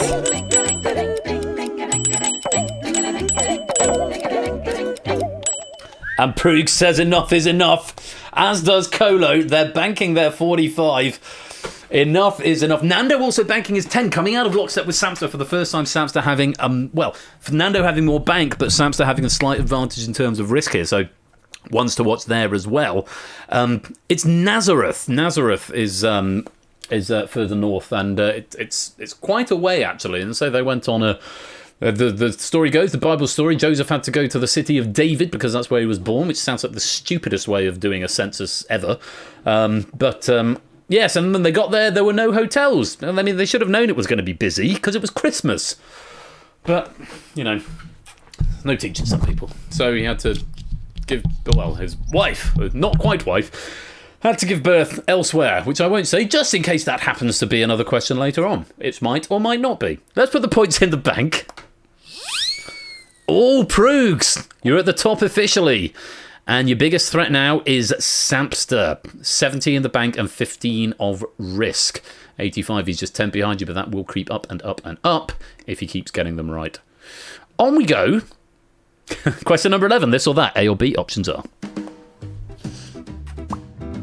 Sage. Time. Which is the name of a brand of business accounting software.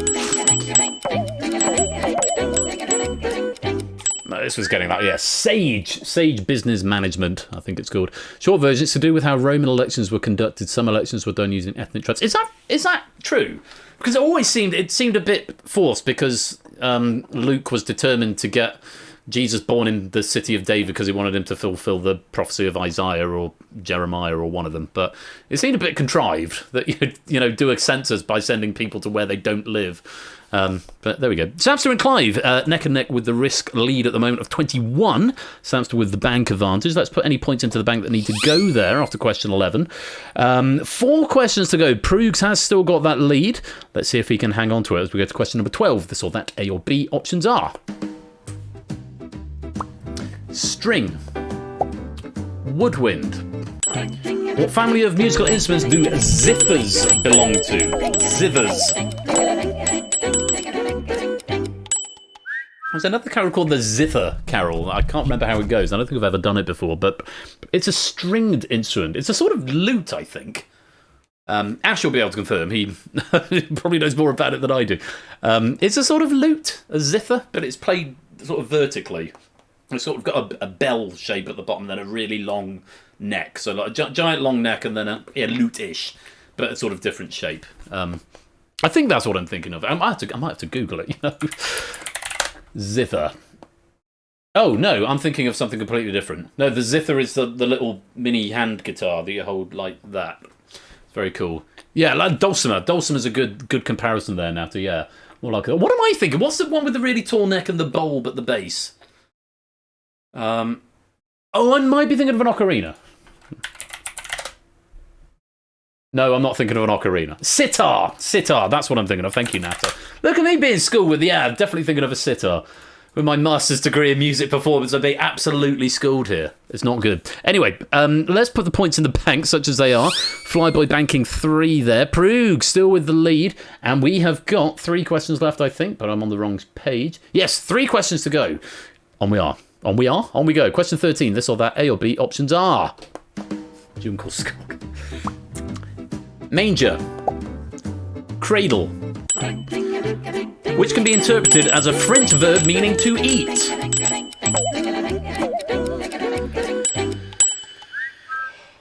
Manger. Manger. Je mange. Je mange. To eat. French verbs end in either ER, IR, or RE.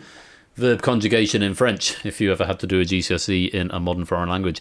Manger or manger, which is why I didn't mention it earlier on. That's where the baby Jesus was laid, in a manger, because there was no room for him at the inn. BC banking 3 there, and I think that's all we need to report. Sam, I'm going to have to do a potential score at this point, because we've only got 2 questions to go. Let's put the points in the bank. Okay, this is the bank score. Prugs has the lead with 95 and 6 potential. Let's look at the potential scoring. Samped with a potential of 106 if he banks now. Doesn't guarantee him the win because there's still 2 questions with which Prugs could overtake. Mr. Vertigo is not one to be ignored either, and neither, it must be said, is Clive.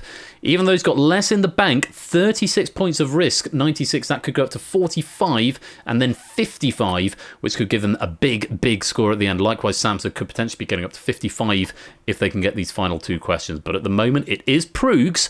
Let's see what happens. Prugs, it looks like your fate may be in other people's hands. As we go to question number 14, this or that, A or B, options are... Claudius. Tiberius.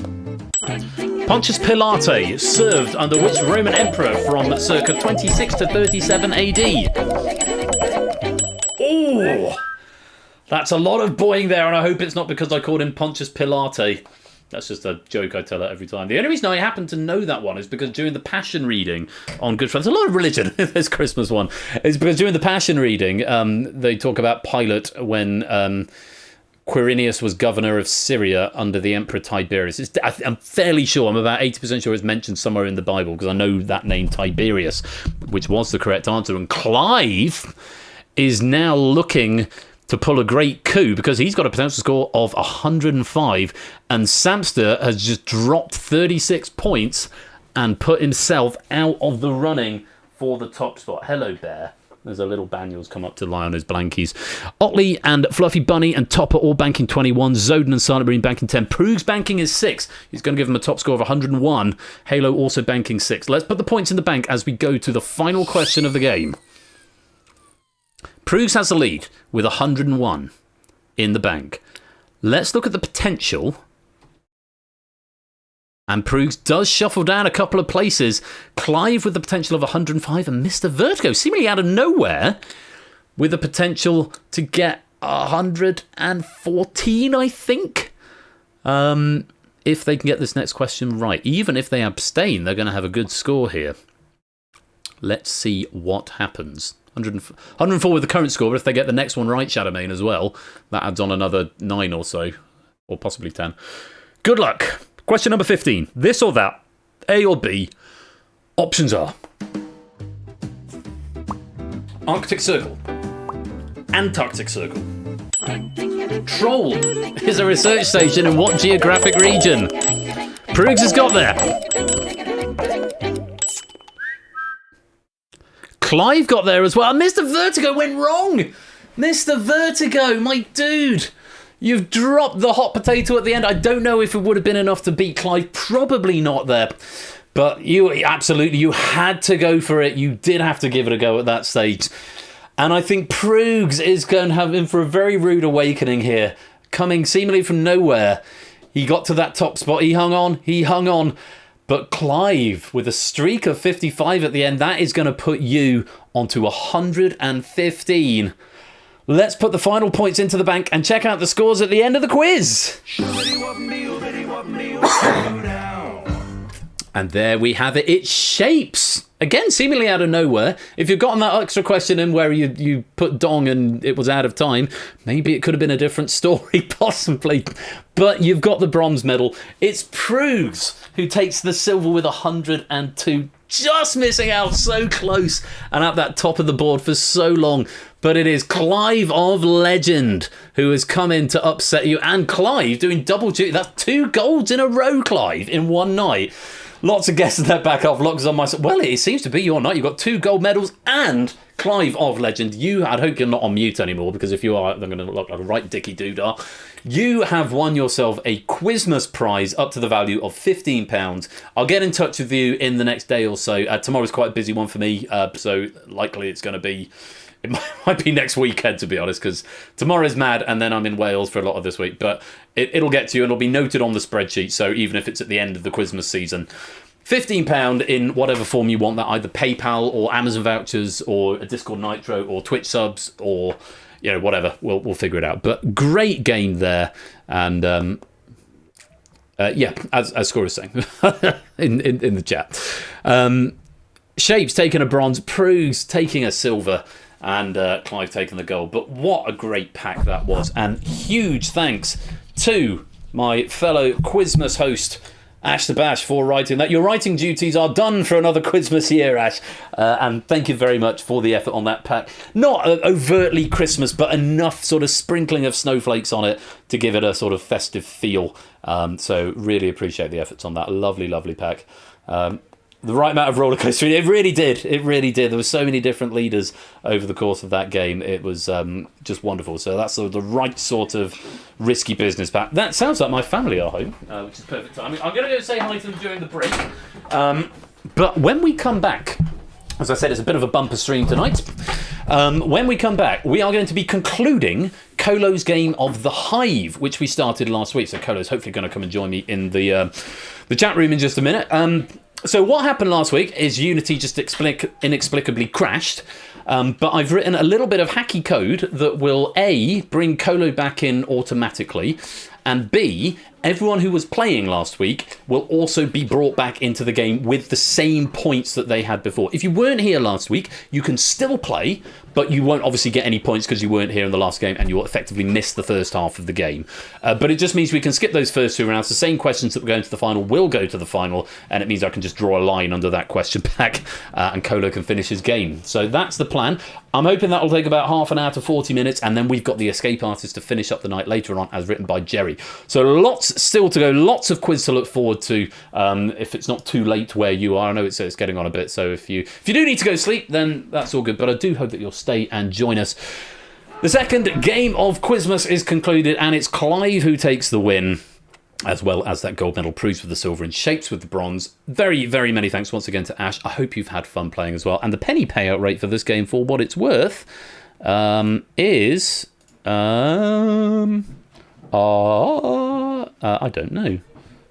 Where is it? Is it Twitch Manager? Player Manager?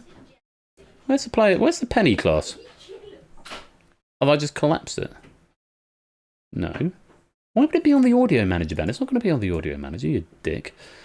I'm going to have to look for a type, aren't I? Gameplay pennies? It is on the gameplay manager. Well, oh, it's there. I just can't see it. 5 times your score. That's what I was looking for. Sort of hidden away. 5 times your score. Yeah, okay, you've actually got to go 510 for 102 points. Yeah, so that seems to be working. 5 times your score is what you get in pennies. They'll be added to the bank as soon as I roll the credits. We'll take a short break. If you're not subbed, you'll see some adverts, but don't worry, we won't start the next game without you, which is The Hive. If you were playing last week, rejoin immediately. Normally I say only rejoin if you want to be in the hot seat, but I've put in some stuff so that I can force Colo into the hot seat. So rejoin immediately if you were playing last week, because I can only restore your points if you're in at the start, if that makes sense. So everyone join immediately. Hopefully it will force Colo into play, fingers crossed, and we will do the second half of his Hive game. We'll see you after the break. Congrats again to Clive. Thanks again to Ash. You've been playing Risky Business, and I'll see you in a few minutes' time. Shoobity wop me, oobity wop me, oo. Wop shawong, wop shawody wop, wop shawong, wop shawody wop, wop shawong, wop shawody wop, wop shawong, wop shawody wop, wop shawong, wop shawody wop, wop shawong, wop shawody wop, wop shawong, wop shawody wop, shoobity wop me, oobity wopity oo. Wop shawong, wop shawody wop, wop shawong, wop shawody wop, wop shawong, wop shawody wop, wop shawong, wop shawody wop, wop shawong, wop shawody wop, wop shawong, wop shawody wop, wop shawong, wop shawong, shoobity wop me, oobity wop me, oo-ba-doo now.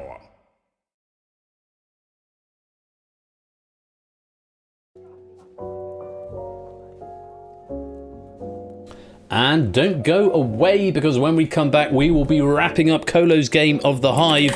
Let's give you a very special risky bonus there, because I always do. Risky 269. Read It Fan, if you can go pop that into the suggestions channel of the Discord, which is right there, I will take it under advisement. Risky 269. I need to load up the next one. I need to go for a wee, actually, so I'm going to go do that real quick.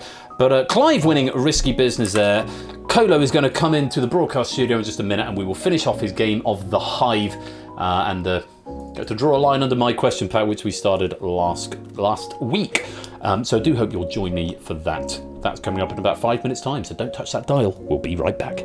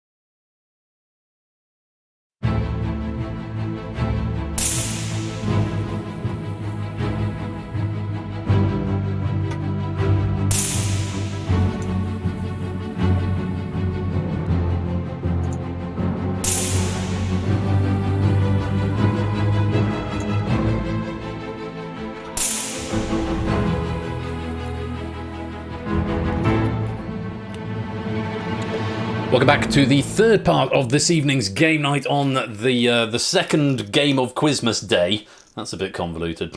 Where we're going back in time to last week to finish off Colo's game of the Hive. Colo, welcome back to the stream.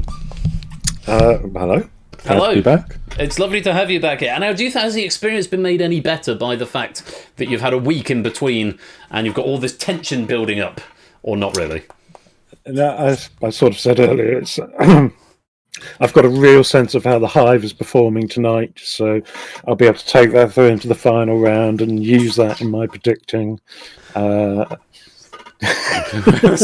maybe not. Maybe not. Sounds very plausible. Well, just to recap, in case you weren't here last week, the game came to an unexpected end last week after 2 phases, and so I've hacked together a way to get Colo back into the game and also to restore anyone who was playing last week to the points they were on.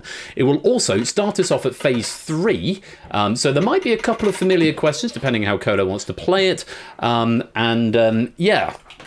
but it means we're not going to have a full game of the Hive. So if you weren't here last week, you won't be able to get as many points. But if you were here last week, your points should come back to you. If you want to play, and it doesn't matter if you want to, because Colo's going to be in the hot seat, fingers crossed. But if you want to play in the Hive Mind, go to hackbox.ca and type in that code. You will need to verify by whispering to the bot or typing in public chat, because I don't think I added on the Twitch authentication, which is probably something I should have done. But I haven't. So hopefully Colo comes back and joins us as well.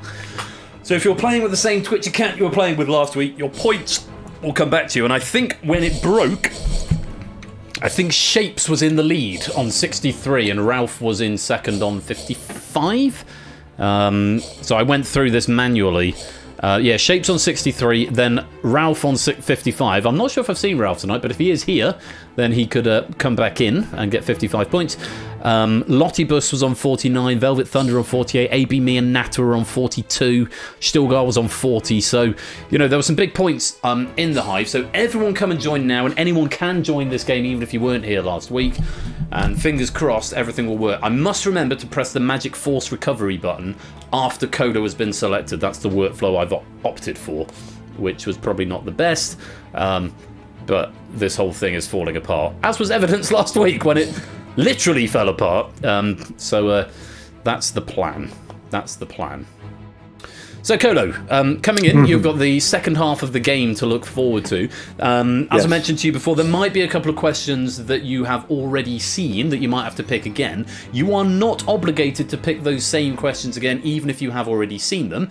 But I can't remember what they were. So it's going to come as a nice, pleasant reminder. It might ring a bell when they appear, Yeah. but I mean you'll have different options anyway, so it will feel like a different question potentially.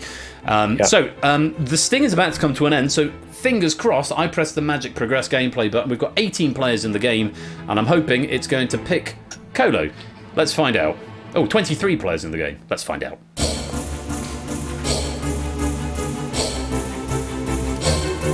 Tension. Indeed. Hey, okay. Hey, That's a it's good me. start. So now I press the Magic Force Recovery button, and I get a single line in the console saying Restoration Complete, which actually sounds quite sinister. Nothing will have changed on any of your devices, but all of the data from last week has now been updated. So the questions that Colo left last time to go into the final phase, which I will talk about again, remind you of later on, they are now set. Your points have been restored if you are in the game and were here last week. And Colo should have his points back. Let's find out as we go to phase number 3. Hey!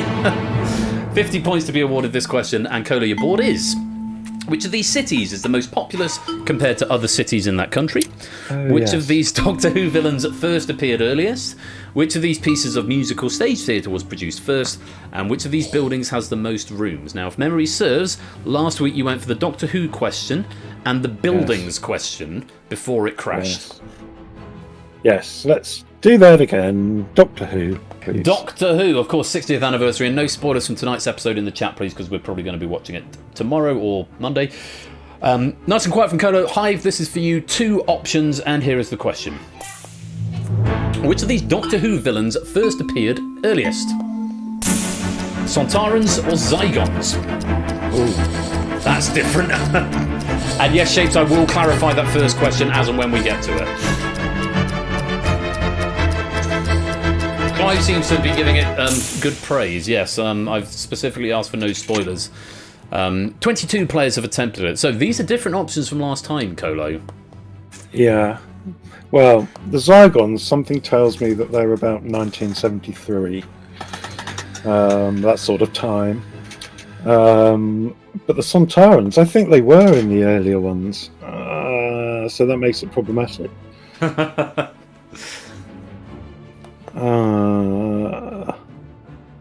got the option to use the hive as well. Yeah. Yeah. No, I'm gonna risk that the Zygons were still earlier. Okay, I'll answer. Let's lock in Zygons. And let's see how the hive played. Green, if you were right. Uh-oh. Oh. Wow. Oh, no. Wow. That is... it's going to hide on desktop icons there. Yeah, that's very, very interesting. And that is different from how it played out last week, because last week I think you got that one right. So, I did. Yeah, if you did get that one right, well played. You've got 20 points for that, because 86% were wrong. Yeah, Zygons were... Funny you said 1973. That was the Sontarans were 1973. The Zygons were 1975. Slovene 2005, Weeping Angel 2007, Silence 2011, the other options that could have come up. So, that's unfortunate. But we go on, and well done if you did get that one right. Back to the board. Are we going for? So just to clarify this first question, in case you go for it, or in case it goes to the end. I'm going to go for it. You're going for it? No, it's the buildings. No, it's the buildings. Was it the buildings I went for next? It was buildings. Last time it was. Yeah, I'm going for buildings. Okay, well, I think I'm going to pick that one. Okay, so I will clarify that one before I launch it. For now, though, 3 options in the hive. Here's a question about buildings. Which of these buildings has the most rooms? Blenheim Palace, the Ritz Hotel London, the Palace of Westminster.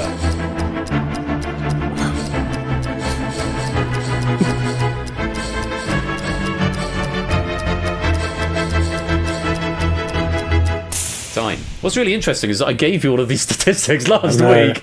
Even on the Doctor Who question, like 86% were wrong. So, yeah. So 2 of these options I think came up last week, or at least one of them. No, just Blenheim Palace. Was it just Blenheim Palace? Was it? Oh God. Yeah, and it was the lowest answer that was on there, because the others were Buckingham Palace and Hampton Court. Hampton Court, which was the biggest answer. Ritz Hotel has about 100 and something rooms, depending upon how you count it. Well remembered, yes. Blenheim Palace is quite small, but Palace of Westminster is also... oh no. I'm going to answer. I'm going to go for Palace of Westminster. The Palace of Westminster. Yeah. Alright, let's lock it in. 19 players answered in the hive. Let's see how many of them were right. Green if you were.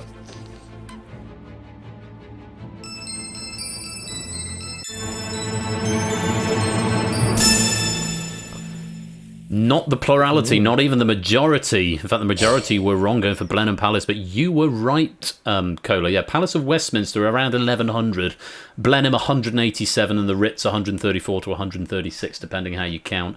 Buckingham 775 and Hampton 1390, which didn't come up.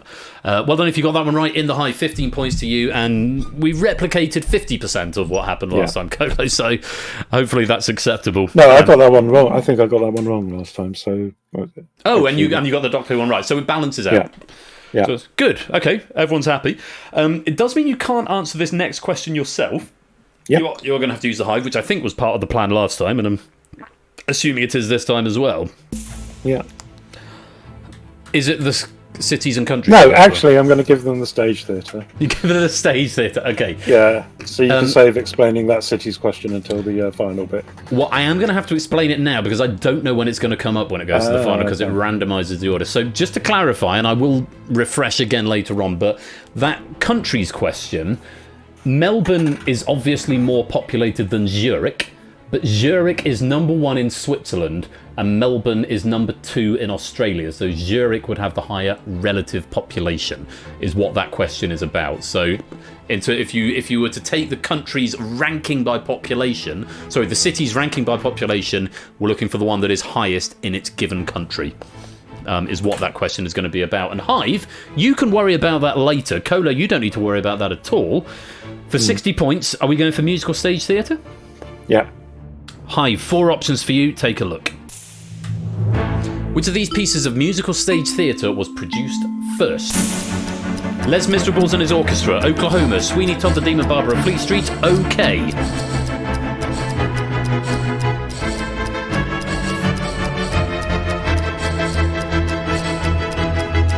Time.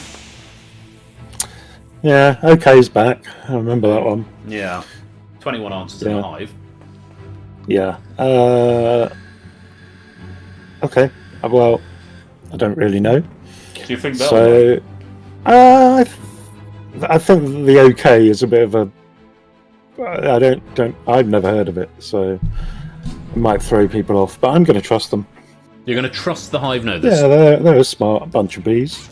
Okay. If you were playing, what would you have said? Oklahoma? No, it is OK. So let's see, how many of them were right? Green if you were. Oh, that doesn't bode well. No. No, they thought the same as you, going for Oklahoma, 48%. Oklahoma's the second earliest. Oklahoma was Rodgers and Hammerstein, first stage in 1943. OK was actually the Gershwins, George and Ira Gershwin, first stage in 1926, and it's where we get the song "Someone to Watch Over Me." It's probably its biggest hit. The other options there: Sweeney Todd, 1979, Stephen Sondheim, and Les Miserables and his orchestra, 1980, Claude Michel Schönberg. The one that didn't come up, Peter Grimes by Benjamin Britten, was 1945. So we miss out on that one. 17 points if you did get that right in the Hive. Let's check out the board and see if my programming has worked. Certainly seems to. If we've got some returning players from last week, you will have higher scores. And Proogs into the lead with 80 points, getting 2 right in that round. So Proogs back into the top spot, where you should be becoming very comfortable. Cola, you're up to 140. That sounds about right, doesn't it? 90 plus 50. Yeah, hooray. Yeah. Hooray for hacky programming. Shape slips into second. Natter now in third with 59. But we've got one more phase and, of course, the final phase to go. But that is the end of phase 3. So 140 so far. 3 more questions to answer. Potentially 60, 70 and 80 points available. So it could still make a bit of a difference. But phase 4, historically the hardest. And this is, of course, the phase where we haven't even seen the questions yet. So we'll see how it goes. I can only hope, this is from Jers, Ben pronounced Les Miserables on purpose, but having heard his French, I'm not sure. No, I always refer to it as Les Miserables and his orchestra. That's what it is, isn't it? Les Miserables, possibly. Anyway, moving rapidly on. Phase 4. 60 points per question, starting with 2 options, and your board is: which of these artworks was painted earliest? Which of these books appears earliest in the King James Bible? Which of these Shakespeare plays has the highest body count? Which of these 2-card starting hands are you least likely to be dealt in Texas Hold'em poker? Least likely to be dealt? Oh, that's an interesting question. I don't know.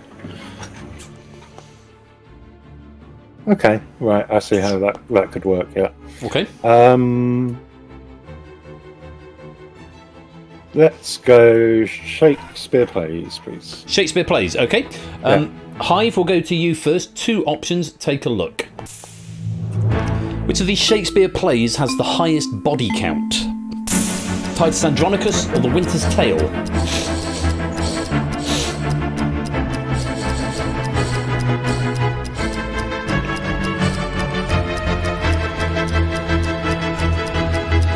Time. Yeah, not two I'm overly familiar with, but 22 attempting in the Hive. I think you always say that the body count in Titus Andronicus is really high. So I'm going to answer this and go for A, please, Titus Andronicus. Let's lock it in. And let's see how the Hive got on. Green if you're right, Hive.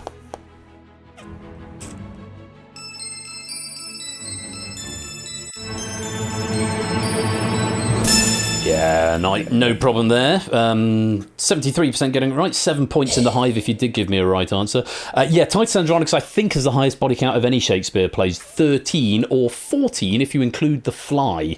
We went to see a comedy play called All the Deaths, which is sort of a spoof recreation of every death in the Shakespeare first folio. As it happened, The Winter's Tale actually was the fewest options that could have come up, which is technically 0 or 1, depending. Very good. And actually, yes, I'm just going to go to the other cam for a minute. This behind me, this poster, which may not have been clear, actually is Exit Pursued by a Bear, William Shakespeare, and it's the woods that Antigonus is in, but the branches look like a bear. Just in case anyone wondered what that was, that's the first time it's become relevant in quiz. So yeah, Exit Pursued by a Bear, Antigonus's potential offstage death. The other options that could have come up there: King Lear, 8 or 9 if you include the Hanged Fool. It's a bit ambiguous. Romeo and Juliet, there were 6: Mercutio, Tybalt, Paris, Romeo, Juliet, Lady Capulet. And Othello, there were 4 or 5: Rodrigo, Desdemona, Emilia, Othello, and Brabantio, possibly offstage. But yeah, RNG's been very friendly with you there, the most and the least. More points in the bank, and you've got all answering options available. Let's go back to the board. And where to next? Let's have books of the Bible, please. Books of the Bible. Hive, over to you. 3 options, take a look. Which of these books appears earliest in the King James Bible? Judges, Philemon, 1 Chronicles.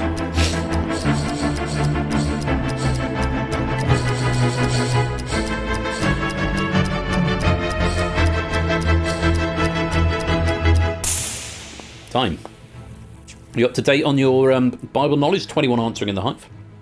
Not really. Okay. Philemon is probably one of the 12 prophets that appear at the end of the Old Testament. Where's Judges? I can never remember. After. Oh.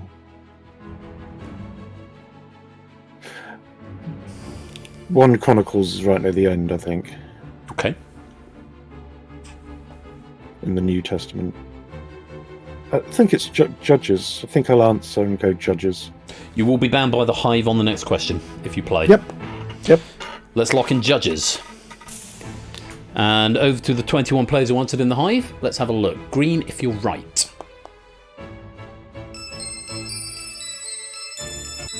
Quite a bit of green in there. And they're with you. 71% going for the correct answer. Judges, 7 points if you got that right in the Hive. Yeah, Judges is the 7th book of the Old Testament. It goes Genesis, Exodus, Leviticus, Numbers, Deuteronomy, something else. Oh, I can't remember number 6. And then Judges. 1 Chronicles is actually the 13th book of the Old Testament, the 8th of the historical books. Yeah, Judges is the 2nd of the historical books. Philemon is actually the only one up there that's in the New Testament. It's one of the epistles. The 17th book of the... Yeah, it's 17th of the New Testament, 13th of the epistles. RNG has decided to leave out both of the prophets that could have been here. So Ezekiel... could have come up 26th book of the Old Testament, 4th of the major prophets, and Habakkuk, which is one of my favourite books from a music point of view because it's used as the basis for the Stanford anthem for Lo I Raise Up. And that's the 35th book of the Old Testament, 8th of the minor prophets. So, sorry, just a little bit of Bible nerd for you there. But you've got the right answer, very well played, and there's one more question to face in this phase, which you must rely on the Hive for. So are you going artworks or are you going poker hands? Let's go artworks. Artworks, 4 options, Hive. Take a look. Which of these artworks was painted earliest? The Last Supper da Vinci, The Night Watch Rembrandt, The Creation of Adam by Michelangelo, or Judith beheading Polyphenes by Caravaggio?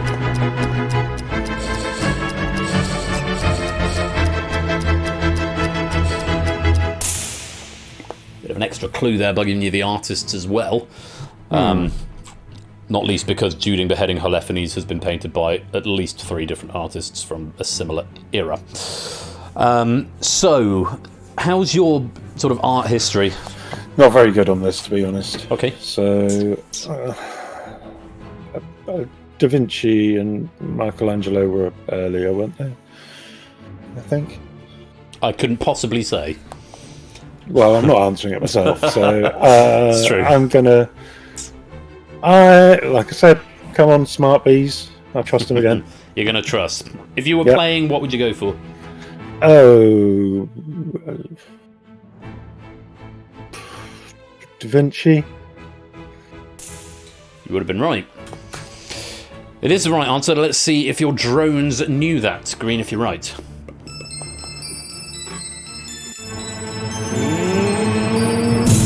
Oh! No!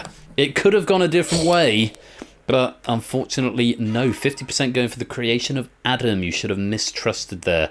The Last Supper, 1495 to 1498. The creation of Adam, which is, of course, is the one on the ceiling of the Sistine Chapel, 1512. Judith Beheading Holofernes, end of the 16th century, 1598 to 1599, or 1602, weirdly. We know it wasn't 1600 or 1601, but it was either. Yeah. And the Night Watch, the Rembrandt, was 1642, quite a bit later. The one that didn't come up there, The Girl with the Pearl Earring by Vermeer, circa 1665, would have been even later again. So, wrong decision to trust the Hive, but well done in the Hive. If you did get that one right, you've picked yourself up 15 points. Let's take a look at the Hive board. At this point, anyone getting 3 there? Yeah, Clive and Fluffy Bunny picking up all 3, as did Shakes. But Prug's retaining the lead at the moment with 94, but only 2 points in it. Prug's on 94, Shapes on 92. Natter then in third on 66. We have got the final phase to go. Iona Sal, welcome to the stream. Hoping for a classical music question. You missed one in Risky Business earlier on, but welcome on into the stream. Lovely to have you here. You are very welcome to come and play along with the Hive if you like. Coda, you're at 270 points, and that is the end of phase 4. So it's been a bit of a rough ride. It's not been... Well, I blame the Hive. That's easily done. Easy to blame the Hive. But you're at 270, and you could win that plus a little bit more, because of course you get some underwrite value as well. But now it is fully taken out of your hands, and it's all down to your judgment on how the Hive play. You will recall that there was a question in each phase that you didn't answer. In phase 4, you ignored the poker question. In phase 3, you ignored the populous cities question. Phase 2, last week, you ignored the Academy Awards question. Oh, yes. And in phase 1, way back in phase 1, you ignored the video game question with the most playable characters. So that'll be a little treat for everyone. Little treat. So those are the questions that the Hive is going to have to face, all of them with 5 options. And all you've got to do is place, relative to the previous answers, whether more or fewer people got it right. Very, very straightforward. But let's take that 270 and split it into its 4 constituent piles as we go to the final phase. So with each question that's revealed, your job gets a little bit harder because you have to place it amongst more options. If you can place the first answer, you get 27 pennies. The next one you get 41, then 68, and then finally half of what you built up, 135. That breaks down at 10%, 15%, 25%, and 50%, if memory serves. However, it's taken you 2 streams to get to this point, and I think you deserve at least something no matter what happens. So we will underwrite 10 points or 10 pennies for every question that you've gotten right, which means tonight, Cola, you'll be leaving with at least 60 pennies. Whoa! What? Sorry, I thought I was being prompted to react. Oh, no. 60 pence. That was just a noise reaction. Oh, it's like it's Quizmas already. Almost, yeah, the Quizmas, yeah, it's coming a little early. Well, no, because we are in Quizmas. Anyway, you'll get at least 60, but we'd like to add a lot more to that. Now, this first question, no one will have seen before. It's not from the previous 4 phases. This will set a benchmark, and the Hive will answer this, and hopefully you'll give you a reasonable benchmark to work with, either a very well answered or a very poorly answered question, which gives you makes it easier to place the next question. So, 5 options Hive, and Kola, you don't have to worry about this. Have a look at this Hive. As of October 2023, which of these supermarkets has the largest market share in the UK? Options are Waitrose, Morrison's, Sainsbury's, Aldi, Asda.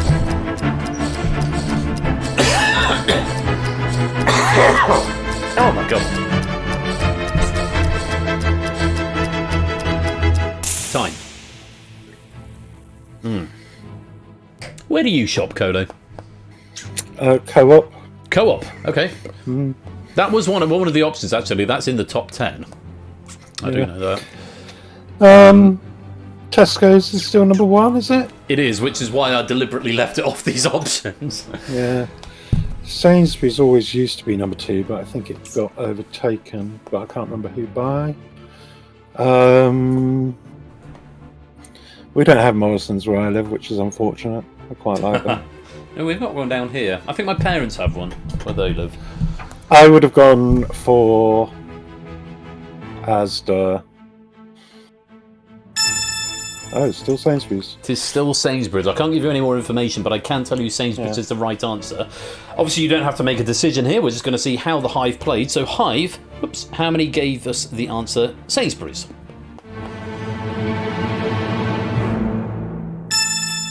Oh, Hive! Right, slapdack bang in the middle. That's one of the worst ones you can get. 12 points if you got that. But yeah, round about half getting that one right. We shop at Tesco personally here. But yeah, Sainsbury's 14.8%. Then Asda, and not far behind, 13.7%. Aldi at 9.9%. Morrison's at 8.6%. And Waitrose at 4.6%. And I've added in my notes here, Tesco was just a bit too easy to put down. It's number 1 at 27.4%. So 47.6% of the Hive got that. Based on how they answer this next question, Kodo, you've got to decide whether more or less than that get the next question correct. So 47.6 is right bang in the middle, but actually that might be useful if we get like a really hard question come up. So let's see what happens. Hive, another 5 options and another question. Have a look at this. So, coming right the way back to Phase 1, in its standard edition, which of these video games has the most playable characters? Mortal Kombat, Super Mario Bros, Golden Axe, Sonic the Hedgehog, Heavy Rain.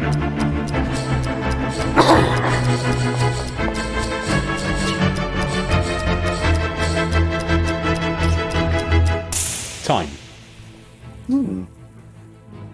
You played any of them? Yeah. All of them. All of them? Yeah. So you think you'd know this one. 20 players have answered in the Hive. Well, I think I would go for Mortal Kombat. You'd be right. I can't give you any more information for now, but... I think the Hive are going to know this. I'm going for B. You think more than half? Yep. Or more than nearly half. Okay. Yep. We will lock in B. Let's find out how many players said Mortal Kombat. Oh! That doesn't happen very often, and that's very good news for you. Yeah, 100% getting that. Unfortunately, the Hive, that's only 1 point for you, but that's very good news for Kolo. That 27 gets added on to your total. Yeah, Mortal Kombat has got 7 playable characters. Could you? I don't want to challenge you to name them, but that might be quite fun. Get over here. Scorpion. Yes. Scorpion. Yep. deep. No, something free. Sub-Zero. Sub-Zero. Yeah, I can't remember. The one with the spins around a lot.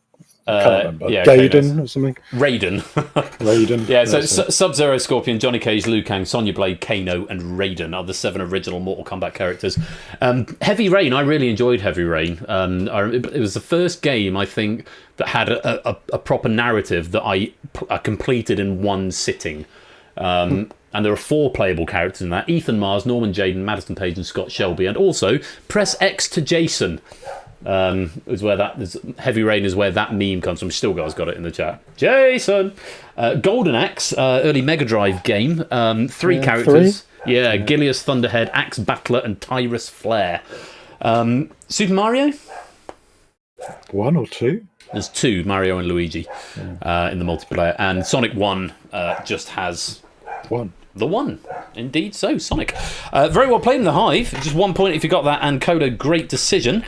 Might even make this one a little easier for you as we go to the next question. Hive, 5 options. Take a look. Which of these 2-card starting hands from Phase 4 are you least likely to be dealt in Texas Hold'em Poker? 2 suited cards, 2 connected cards, any pocket pair, a specific non-pair, any 2 cards of 10 or higher.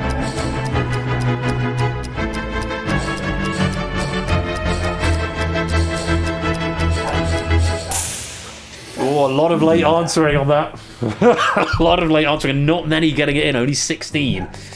Doing the maths on that one. So, yeah. What are you thinking? Because this is one you said. Was that what you were expecting to come up?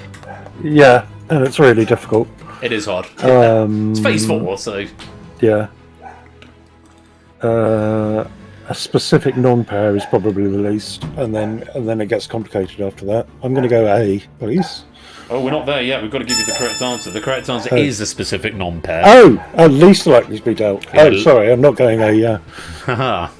So now you've got to judge, did the Hive read the question properly? Yeah. And were they able to get the word specific? Because that's possibly a big key word. How did they do? That does make it...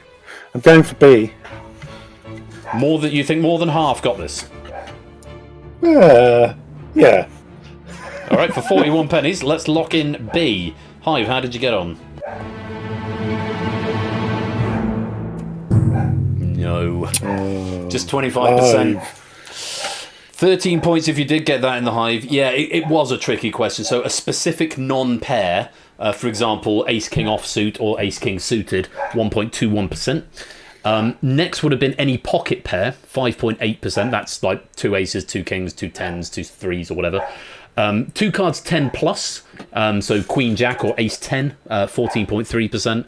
2 connecting cards, so 2 3 or 8 9 or Jack Queen, 15.7%, and 2 suited cards, a little under a quarter, 23.53%. Wrong decision there, but it was a tricky question. Yeah, I think my wife is probably on the vacuum Mantissa, which is why Dexter is serenading us at the moment. Apologies for that.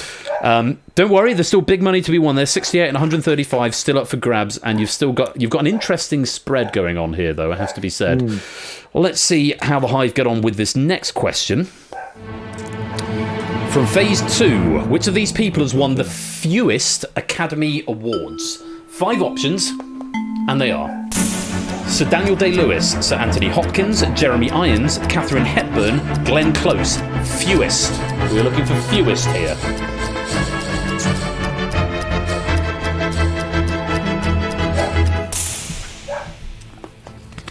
Okay, a few more getting that one in. 3 more, 19. So, Academy, you said this isn't really your area last week. No, I hate Oscars questions. Katharine Hepburn has won 4.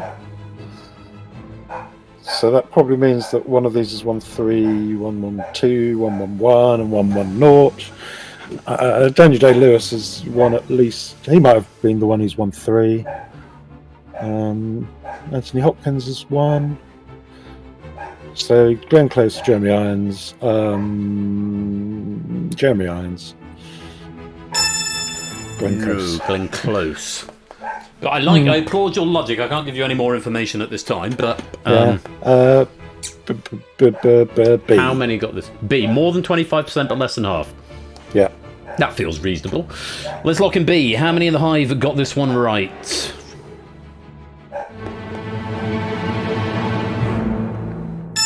Good decision. Ooh. Well played. You won 68, 26.3%, and 15 points if you did get that in the Hive. Yeah, very, very well placed there. And good logic on the question. You're quite right. Hepburn's won 4. Morning Glory in 1934. Guess Who's Come to Dinner in 68. The Lion in Winter in 69. And On Golden Pond in 82. Daniel Day-Lewis, you're quite right, did win 3. Do you know what they are? No, my left foot. No. Yes, 1990. No, that's it. Oh, There Will Be Blood 2008 and Lincoln 2013. Anthony Hopkins did win 2. Silence of the Lambs. 1992. Yes. And the one where it Remains of the Day? No. No, that was that Emma Thompson won Remains of the Day. Oh, Don't know. she won the actress category. Yeah, he did. He won for The Father in 2021.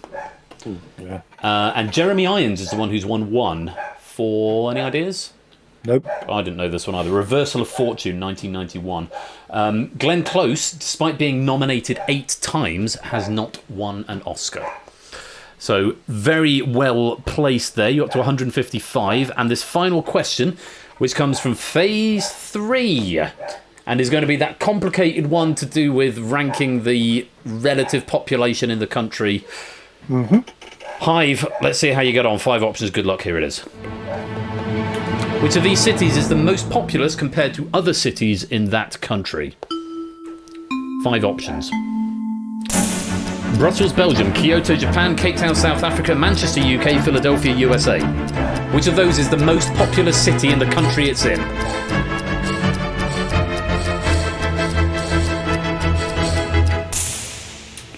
Hard question. But that's the game. And that might work in your favour, who knows? Depends what you make of these options. What do you think? Manchester is 3rd biggest. Kyoto probably isn't any higher than that. Probably lower. I think it comes... I'd go for Brussels. You go for Brussels? Yeah, but not with any... No, yeah, not with any confidence. No. It's actually Cape Town. Cape Town. And I can't give you any more information than that No. for now. But you've got to place how many got this right. Bearing in mind what you thought the answer was and what the answer actually was. How many people do you think got this right? Well, let's narrow it down. I've really got to make a choice between A and C, haven't I? If it falls in B, you would that's have to be just unlucky. extremely unlucky. 18 answers, you'd have to be very unlucky for it to go in B. So do you think it's less than a quarter, or more than a quarter and less than half, basically? I don't know what I would do, but it's not my game. A this time. You'd go A. Yeah. I think, to be honest, that's probably what I would do, but I don't actually have the statistics in front of me. I genuinely don't know how the Hive have played, but based on this question, I feel this would be the least well answered. Shall we lock in A? Yep. For 135 pennies, Colo, I really hope this is going to be a happy ending. Good luck. How many people said Cape Town?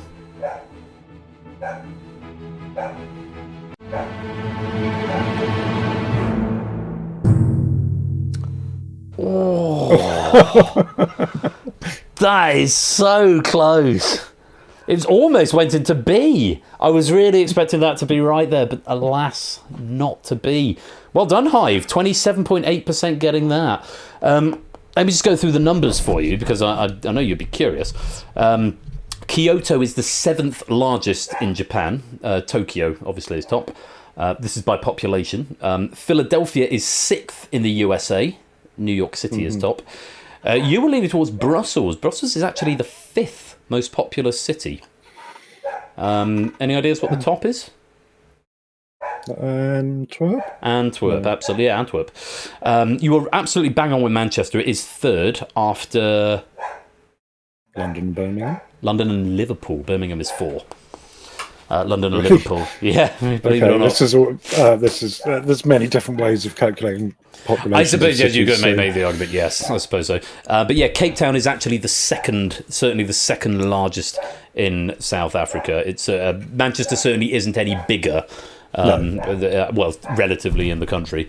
Cape Town's 2nd after Johannesburg, which is the most populous.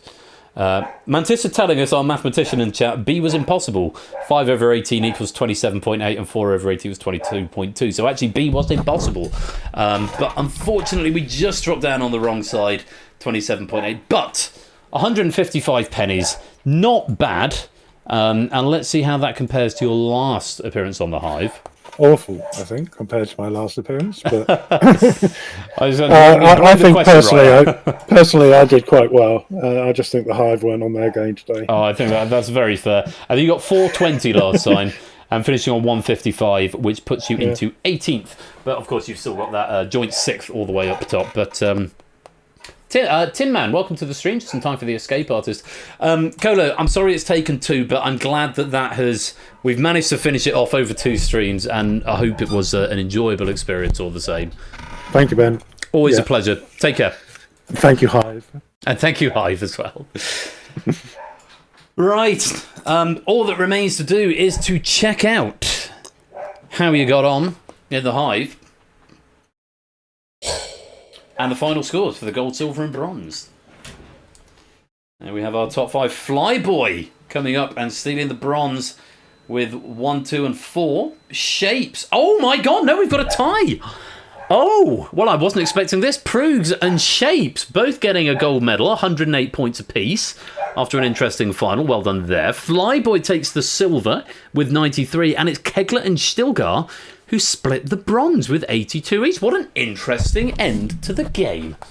Well, I'm sorry it's taken 2 streams to get there, but blissfully it didn't crash this time. If we play the Hive again, because I won't harp on about how the Hive is my favourite game, but I know it's not everyone's favourite game. But if we play it again, it will benefit from a rebuild before that happens. Yeah, all that to look forward to, possibly in season, the next one, 12, I think. So it's going to put my console back into the right place so it remembers where it is next time. Season 13 will be the next season. I may redo the Hive, and I kind of like the idea of the Hive cropping up once a season, assuming it doesn't crash. But I hope you enjoyed those questions. Thank you to Colo for coming back to finish off that game, and I hope my hacky fixes worked. Pennies are paid out relative to points times by 5. So whatever score you've got, times it by 5, that's what you will get in pennies. Apart from, I think Colo might get the same. I'll have to double check. But I think I have to manually do the leaderboard, so that's something else I need to fix. We have got time for one more game this evening, just after 11 o'clock, on this festive Quizmas special. Oh, excuse me. It's The Escape Artist by Jerry Ellis. Proof by Toot, and coming up in a few minutes' time. I do hope you will stick around for it. This one is played in Hackbox, so you want to get your Hackbox devices ready, and I do hope you will join me for that. Thank you again to Colo for joining me, and I hope you enjoyed the questions. Congratulations to Proogs and Shapes for winning the lobby game. I'll see you in a few minutes' time with The Escape Artist to wrap up this stream. Thank you for playing The Hive. We'll see you in a minute.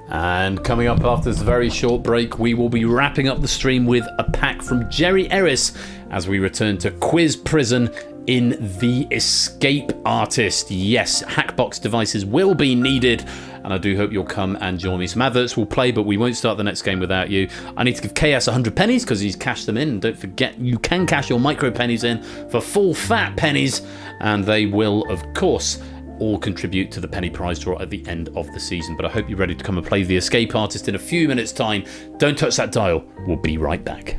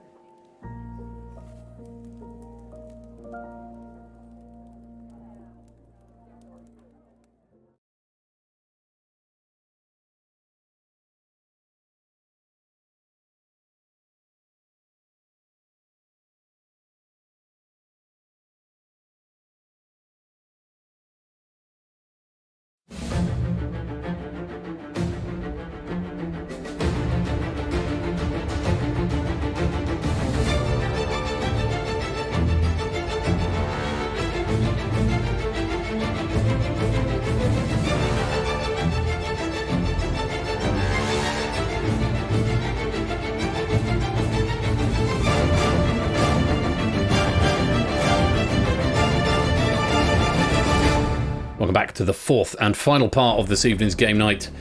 It's time for the Escape Artist. I can't remember what I've done with the authorization on this yet. You might have to revalidate your account by typing in a code even if you're logged in. But if you want to come and play, join the game. This pack written by Jerry Eris. This has got anytime entry, but if you don't join at the start, you don't get a podium. Late night quiz. And Jerry in the chat ready to heckle and possibly be my second opinion if I need to go for an opinion on valid answers. There's a couple of tweaks that I have changed to proof this is one or two, and it's purely for spell checker reasons, something that might have accidentally been condoned, which is easier to fix. If it's wrong, I can make it right, whereas if it's right, it's very difficult to make it wrong again in this particular build. So, come join the game. Some late night quiz prison, courtesy of Jerry. Oh, what the fuck? Okay, I'm going to find out what is going on with the dog. Well, mine is just being here all cool.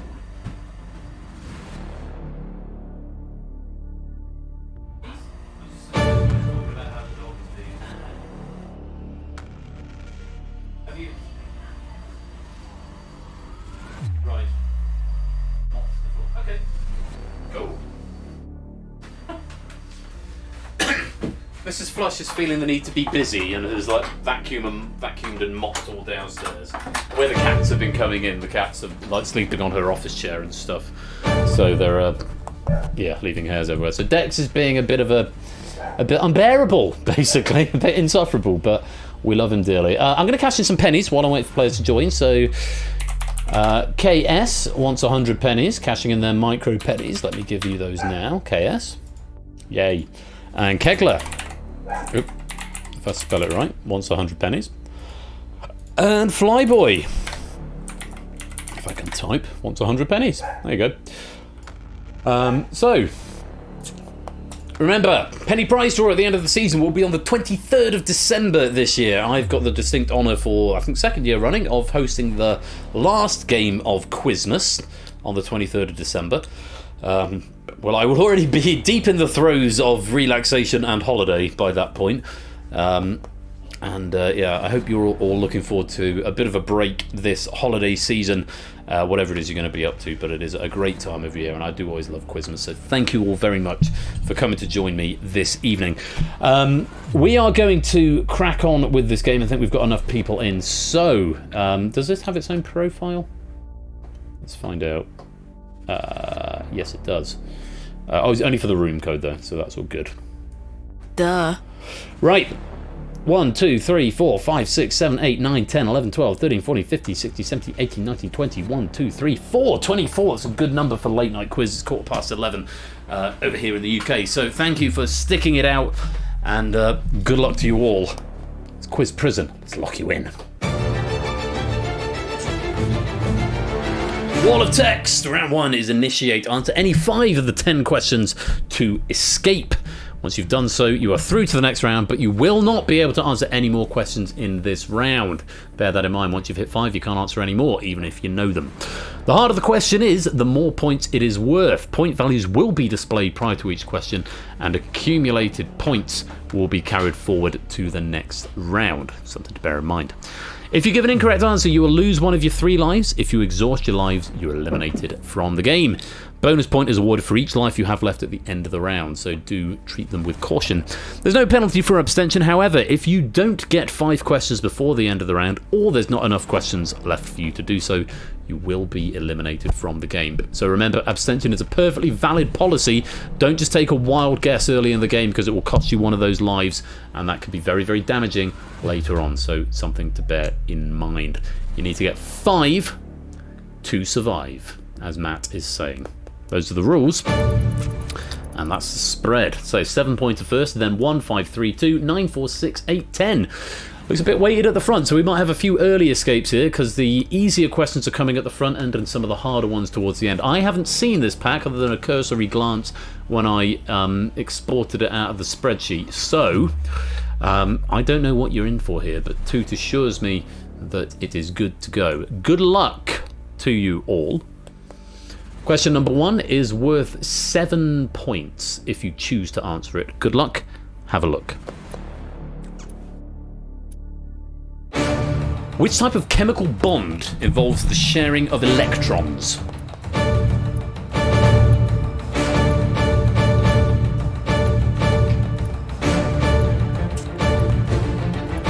If you remember your GCSE chemistry, this is a 1 in 3.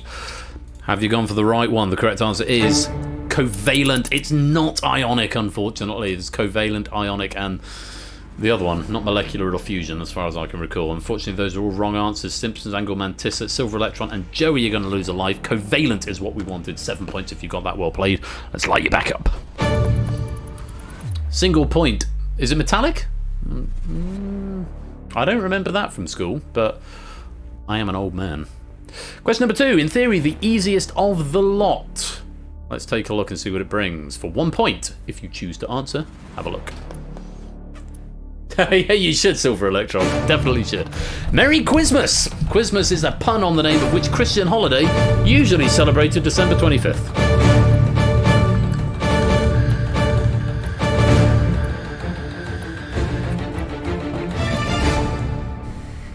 Quite a few having a go at this. By no means everybody, maybe so. Remember, you can abstain from these early questions if you want to take on the harder ones later on. The correct answer is, of course, Christmas. Yes, Christmas Day. I will allow that, Fluffy Bunny. Christmas Day, perfectly fine in my book. So you keep that life and you get your point. Well played. Everyone who played it getting it right. Let's light you back up. Question number 3. This is the 5-pointer. This is the interesting one where I may have to do some condoning potentially. Take a look if you want to play it. Here is the question. In which century was George I of Great Britain born?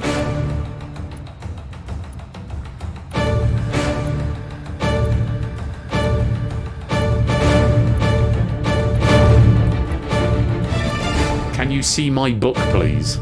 Well, as in, that's fine in my book. I don't have a physical book, Shapes. Come on now. Which century was George I born? George I was born in the 17th century. Now, I've made a note to myself here. 1600s was put down as an answer, but I removed it when exporting because 1600s... Yeah, 17th and 1600s are okay, and Jerry put that down initially. I removed it because anyone who put 1800s or 1200s would have been condoned as a correct answer if they'd put that, if 1700s was correct. So I removed it, knowing I can easily condone anyone who has put 1600s. So 17th century or 1600s are allowed. 17th has been condoned automatically. Riff, 1600s is okay. Proves, unfortunately, not. 1700s, it was 1600 and something. XXOs. Yeah, I mean, it's one of those ones that you've got to... It's never... It's one of those ones where you've got to be a little bit careful on the... Because writers are very, very good with allowing lots of variants, and Jerry was very good with this. But just knowing how the code works... It's one of those ones, and even with Block's new algorithm on judging how far away from the key it is, it's one of those ones where, and because this in like bidding war and stuff, I can uncondone answers, whereas here I can't. Once it's right, it's right. If it's wrong, I can make it right, but once it's right, it's definitely right, and I can't undo it. So I thought it's easier to condone, and as that has been demonstrated, Prugs would have gotten a point that he didn't deserve. But well done, Telefox, Riff, Stimpson, Grams, 20 Dan, and Natter all getting that one right. Let's light you back up. Any late joiners, if you want to come and play the game, head over to hackbox.ca and use the room code XKRN. On we go. Question number 4. This one's worth 3 points. 3 points. This is an easy question, as the question points denote, but I would encourage you to read the question carefully. Question 4, take a look. Located in Scotland, the UK motorway with the highest number that has an M prefix consists of how many numerical digits?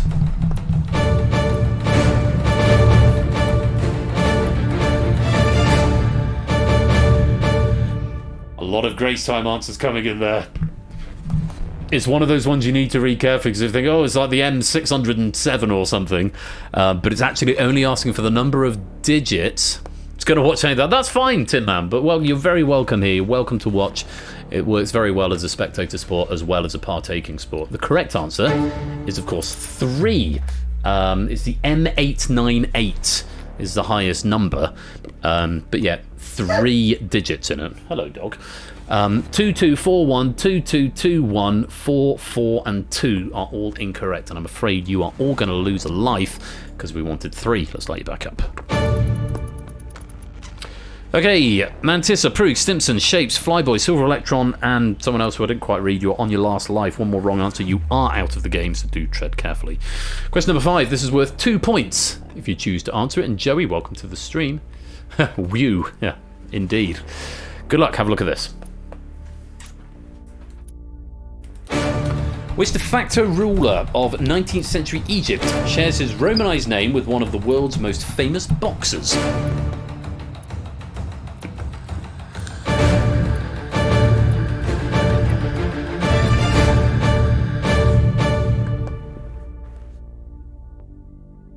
Okay, I'm going to be very generous with this. It's going to show you quite a few as incorrect, but I am going to allow it because it's an easy question. And so therefore, I'm going to allow any variations on Muhammad Ali. I don't have any notes. I've only got the citation. Muhammad Ali, Pasha and Viceroy of Egypt. So any variation on either Muhammad or Ali, I am going to allow. If Jerry is happy with that. Because we've got Muhammad Ali and Ali. The general rule is surname is fine. But I think given it's a 2-pointer, I think either Muhammad or Ali, you're okay with it. Good. So that is everyone. Muhammad Ali, Muhammad, Muhammad, Muhammad, and Muhammad. Everyone who attempted it getting it right. Very well played. Slightly back up. Kolo, you're one away from escaping, so you go that lovely shade of yellow. One more correct answer and you're through to the next round. Quite a few on the last life. Mr. Vertigo was the name I missed off last time, so one more wrong answer and you're out of the game. This is the 9-pointer. You might want to consider whether you want to answer this if you're on your last life, because if you get it wrong, you're out of the game. Though, of course, you can continue playing in the shadow game. Good luck. Question 6 is worth 9 points. Take a look. In 2018, Australian piano maker Stewart & Sons made a 108-key piano covering a range of how many octaves?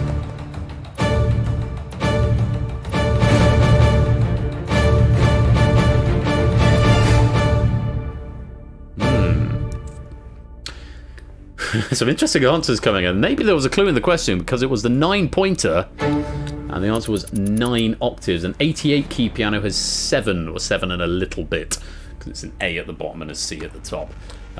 So 8 and 7 and a tiny bit octaves, but 108 key piano has got 9 octaves. 9 times 12, as Riff is pointing out there, because it's got 12 notes, 7 white notes and 5 black notes. Oh, I'm really glad I got the right numbers there. That would have been very embarrassing for a concert pianist to get wrong live on the internet.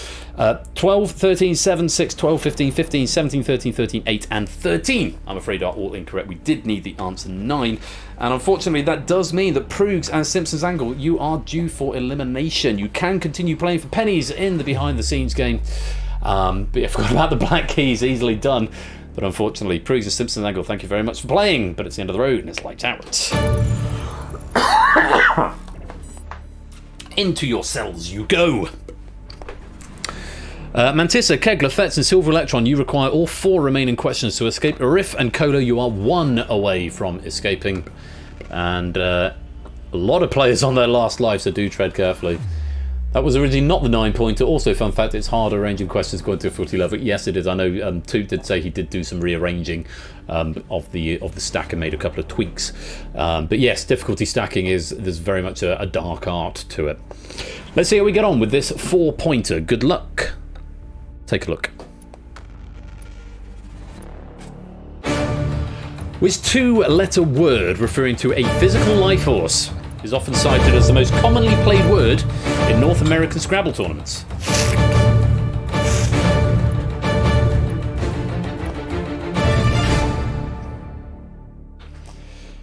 Okie dokie.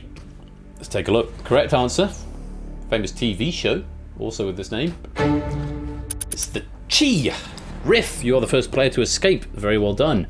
Chi, spelt Q-I, and because it's a Scrabble-based question, I don't think I can accept alternate spellings. Key, and I can't accept that as a typo because K and Q are literally, almost literally as far apart as it's possible to be on a QWERTY keyboard. Kegler going for bye-bye, and Joey going for id. Unfortunately, not the right answer, and it does mean Kegler and Joey.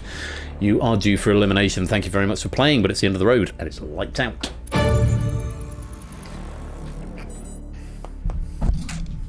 So a 6, an 8 and a 10 left. Stilgar, Mantissa, Fetz, Flyboy, Silver Electron. You need all 3. Matt, Apodo, Fluffy Bunny, Kolo. Any of the 3 will get you through. And Mantissa, Natter, Fetz, Kolo, Shapes, Flyboy, Silver Electron and Mr. Vertigo. You're on your last life, so tread carefully. Question number 8. It's worth 6 points. Take a look. Good luck. Beginning in 1995, which alliterative actress starred as Xena Warrior Princess? A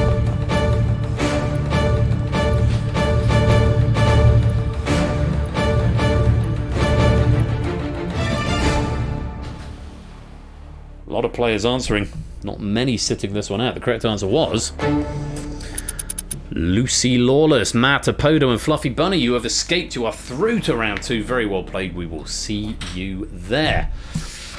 Unfortunately, Silver Electron, you needed to give an answer to that one. You needed all of the remaining questions and you didn't give one. So unfortunately, as a matter of course, you are going to be eliminated. Prug's attempting in the behind the scenes game, getting it wrong, but it doesn't matter because you have already... No, you're already eliminated. Rip. You're already in jail, which is why I can't see you. Silver Electron, though, unfortunately, it is the end of the road and it's lights out. into jail you go. Right, Stilgar, Mantissa, Fetz, Flyboy, and 20 Dan. You need all of the remaining questions. Quite a lot of players won away. If you're in yellow now, I'm not going to read all the names, but any of the remaining 2 questions. And Mantissa, Natter, Fetz, Colo, Shapes, Flyboy, Mr. Vertigo, last life. So tread carefully. Of course, the difficult questions at the end. I can see your answers. I do debug all the answers whether you're in live play or not. So I can still see everything coming in. So I can at least apologise if it's an answer that should have been accepted but wasn't. Question number 9 is worth 8 points. Good luck. Take a look. What man gives his name to a widely quoted law regarding the doubling of transistors on a circuit? Prove's got this one right. I can say that because he's not in the live game.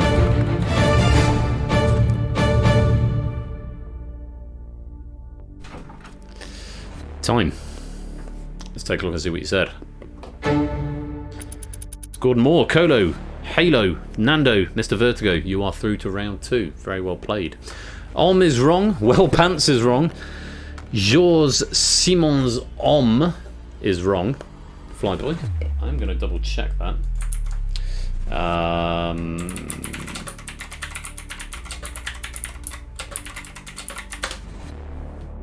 Yes, Moore's Law is what we are talking about there. And Mantissa, I've left you till last because as per the rules of this game, the general rule is if it's a real person you can refer to the surname, if it's a fictional person you can refer to the given name. Gordon, unfortunately, is not going to be enough, particularly when the question is referring to Moore's Law, and he is better known by his surname. So Gordon on its own, I don't think we can allow it if we're going by the house rules that we play here, Mantissa. I'm very sorry, that is a wrong answer, and it does mean you are going to be eliminated, along with 20 Dan, Stilgar, Flyboy, and Fetz. Thank you all very much for playing, but it is the end of the road, and it's lights out.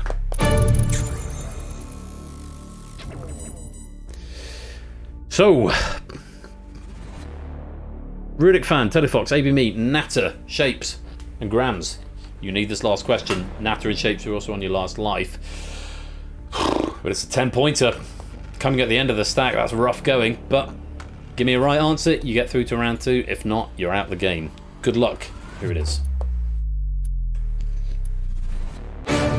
Known for once allowing people to register domain names for free, .tk is the top-level domain for which New Zealand territory?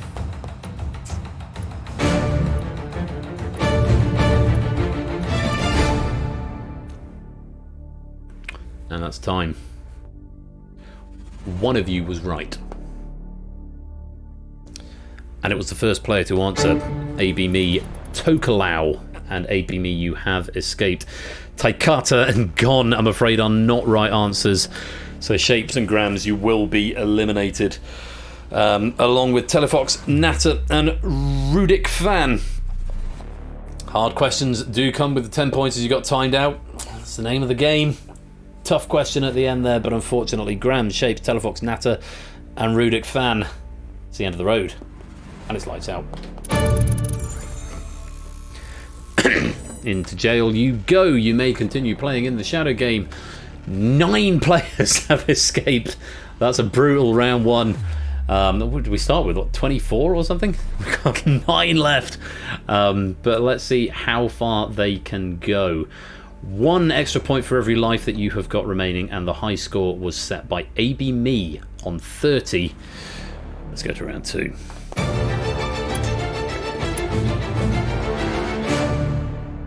Round 2 is called Sustain. Answer as many of the 10 questions as you can and hit the target of 47 points, which is the highest score, plus 15, which may be higher than it was at the end of the round because of the bonuses, to escape. Each question is now worth 5 points, meaning everybody must answer at least 3 questions in order to escape. Accumulated points will be carried forward to the next round. If you give an incorrect answer, you lose one of your 3 refreshed lives. If you exhaust your lives, you are eliminated from the game. 2 bonus points are awarded for each life you have left at the end of the round, so keep those lives. They are worth extra points if you escape early. Players who have escaped, unlike in round 1, may choose to continue answering questions. welcome to the game, Stilgar, and goodbye. That's a thing I need to look into, because that shouldn't happen. But you're still at risk of elimination if you exhaust all of your lives. Okay, so once you've escaped, you can still answer, but if you run out of lives, you're still going to be eliminated. No penalty for abstention, though, as before. If you don't hit the target before the end of the round, or if there's not enough questions left, you will be eliminated from the game. And that target is 47, which is AB Me's 32 plus 15, meaning AB Me must get 3 questions right. I'm going to go and get the port, and I'll be right back. Miney, you're in charge.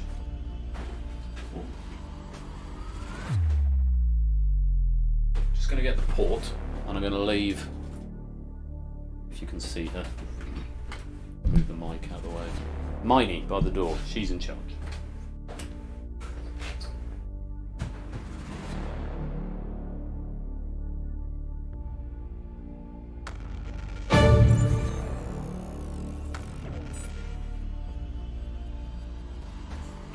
Okay, who else just joined and then left? Still got, was that you again? I don't actually know what's happening at that particular moment in time. Oh no, Clive. Clive joined and left. So it should mean if you join, you can play in the behind the scenes game. It should give you a cell and then immediately eliminate you. No, he didn't join. He joined the game. Yes, and I'll give you the room code and everything. If you do want to come and join, I think it's still a quit. This is another game that does need a rebuild. I mean, this was the last one I rebuilt before I got my new template, I think. So it's better than it was, but it's still not brilliant. Oh, you went from your phone to a browser. Okay. Yeah, when you revalidate, it might do something strange, but it shouldn't let you actually join the game because it's an elimination-based game. Anyway, we're going to go on. Round 2. Everyone knows the rules. You're chasing 47. Here's question 1. Just over 200 miles south of Java, Quizmas Island is located in which ocean?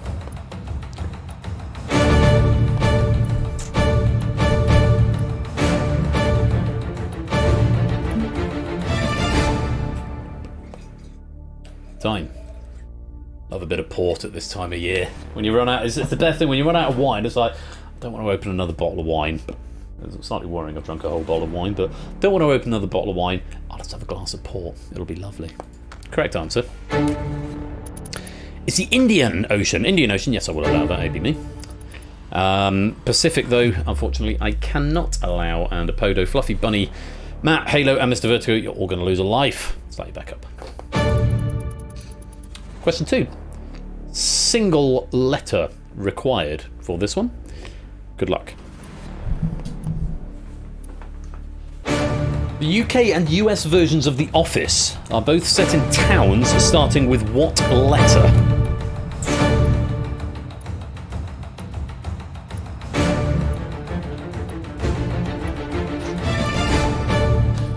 And just a reminder, playing is not mandatory. All you've got to do is hit target 47 by the end of the round, so if you don't know it and you don't want to guess, then that is a perfectly permissible tactic, as long as there's enough questions left for you. The correct answer is S. UK's version is Slough. The American version is Scranton. Very well done, everybody who attempted that, getting that one right. Let's let you back up. And AB me, 2 for 2 at the front of this round. You are 1 away from escaping. Question 3, take a look. Weird Al Yankovic and Mark Hamill are among the stars in the 2021 music video for which 1971 George Harrison song famously subject of a plagiarism lawsuit.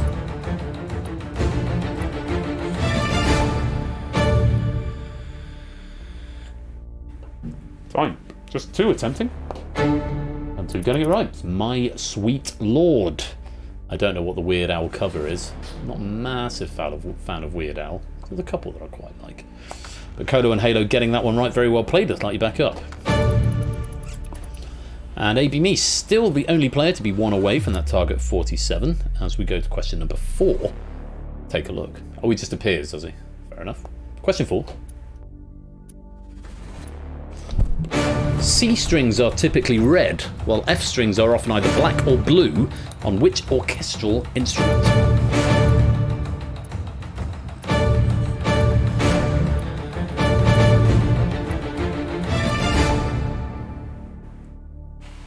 Time. In the string family, we've got violin, viola, cello, double bass, and also the big one, a harp. ABME, you have escaped into round 3. Very well played. You may still answer questions, but of course you are still at risk of elimination if you run out of lives, and you get 2 points for every life that is left. So answer with caution. It's the harp or the pedal harp. You get different coloured strings. Cello and double bass, they are all generally the same colour. Violin, double bass, and cello. Oh, almost a little string quartet there. All incorrect. Let's let you back up. Matt, you require all. Nando, Colo, and Riff, I was just looking at my debug. You are 1 away from escaping. Matt requiring all. And also, Matt, Fluffy Bunny, and Mr. Vertigo, you are on your last life, so do tread carefully. Question 5, take a look. In baseball, the Hanshin Tigers won the 2023 Japan Series, breaking the curse of which fast food founder?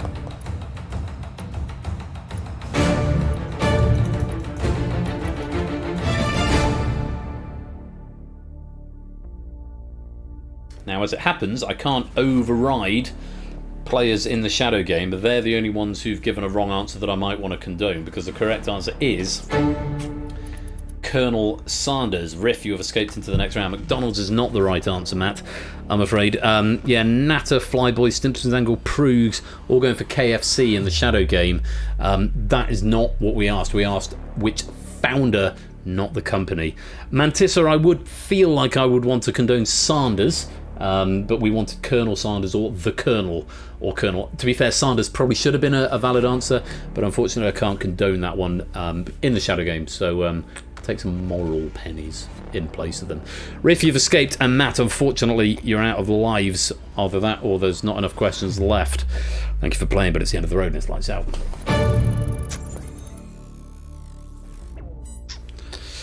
So, Colo, Nando, 1 away. Fluffy Bunny, Mr. V, 1 life. We're halfway there. Living on a prayer. Question 6. Take a look. Sam Bankman-Fried was convicted of fraud for his role in the bankruptcy of which cryptocurrency exchange?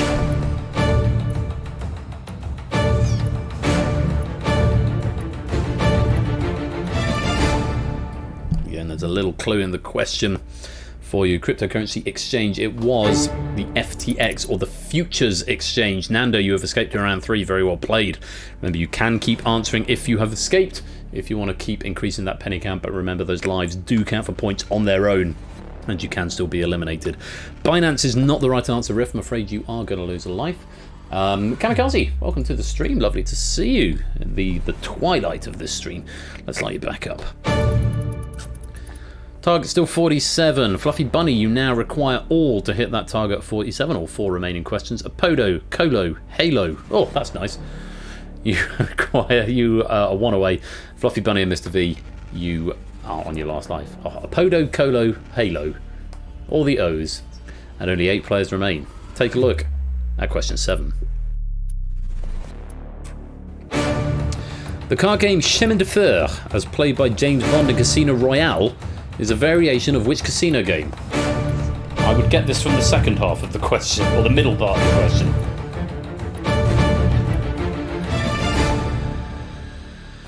Yeah, it's one of the interesting things. If you look at the film version, the modern film version of Casino Royale, they play Texas Hold'em Poker, but in the book, well, my wife will tell you, what's Bond's favourite card game? I don't know. You've got all of them downstairs. I know, but I haven't read them for like ages. Oh god, it's that other one. Not blackjack. Yeah, but it begins with a B though. Baccarat. Yeah. Baccarat, there we go. Baccarat is the answer, and Apodo and Colo, you have escaped. Yeah, Bond's favourite card game is Baccarat, and in the book they play Baccarat, not Texas Hold'em Poker, or they play Chemin de Fer, but it's a variation of Baccarat. So good answer in there. Nando going for poker, losing you have already escaped, Nando, but losing a life, so do tread with caution over the next 3 questions. Baccarat is what we were after. Let's get you back up. Fluffy Bunny, you require all remaining questions. And Halo and Mr. Vertigo, you are 1 away. This next question requires you to answer in digits. Fluffy Bunny and Mr. Vertigo also won your last life. Answer in digits, don't answer in words. Good luck. Question number 8, take a look. Rounded to the nearest 1,000 years, what is the difference in number between the current Hebrew year AM and the current Gregorian year CE?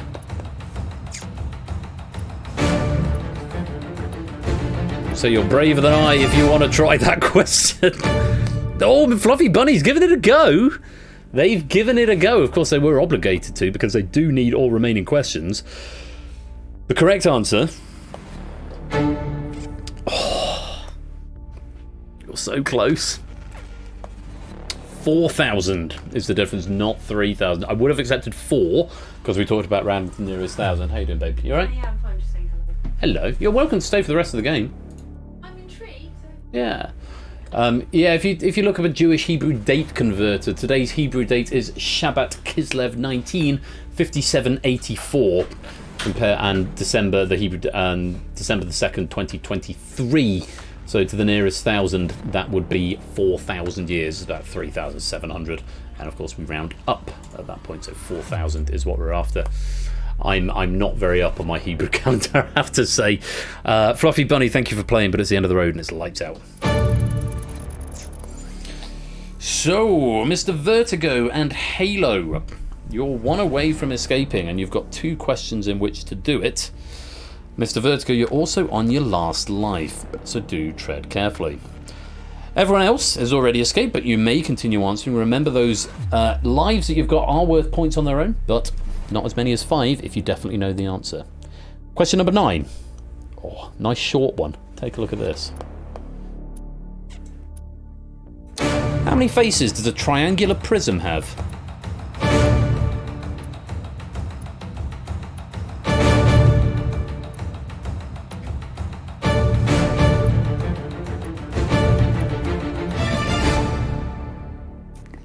I've had to look this one up because of the number of answers coming in that are incorrect. I was thinking I think a lot of people are thinking of a triangular pyramid because a lot of people have gone for 4, but the answer is actually 5. Yeah, triangular pyramid has got 4, 3 upper faces connected by a triangular base, but triangular prism's a Toblerone is the best way I can describe it, where you've got a triangle face at either end of the edges, and then 2 long rectangular faces, and then a rectangular base. That's a triangular prism, so Toblerone shaped. Is that a modern Toblerone or the new terrible Toblerone? No, classic Toblerone, classic. Toblerone. 4 sizes into the point, then the base. Yeah, a derp from Stilgar and a fair from Mr. Vertigo.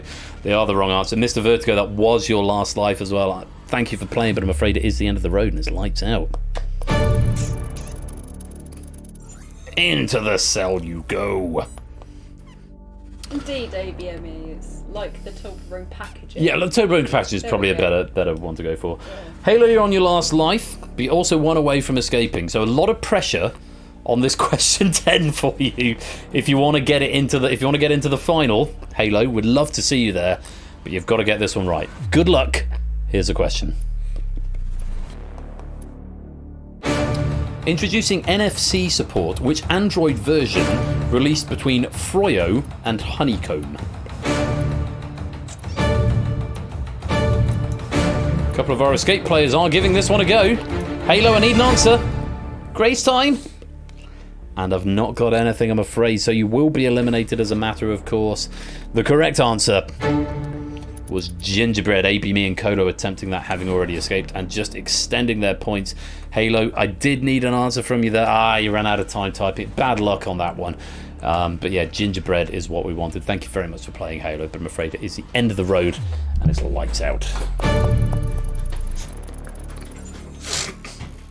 So we started with what, 24? Dropped down to 9. And we have got 5 players in the final, and my God in heaven.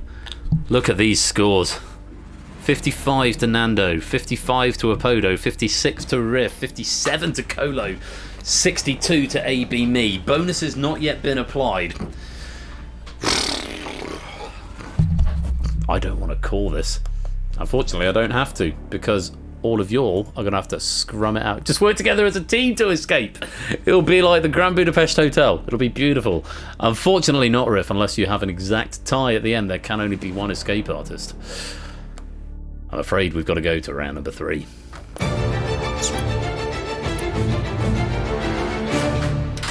So round 3 is survive. I don't know if all 5 of you have been here before, but in case you haven't, answer the question as fast as you can. The first player to give a correct answer will start a 15-second countdown on all other players, during which time their points will be drained at an increasing rate.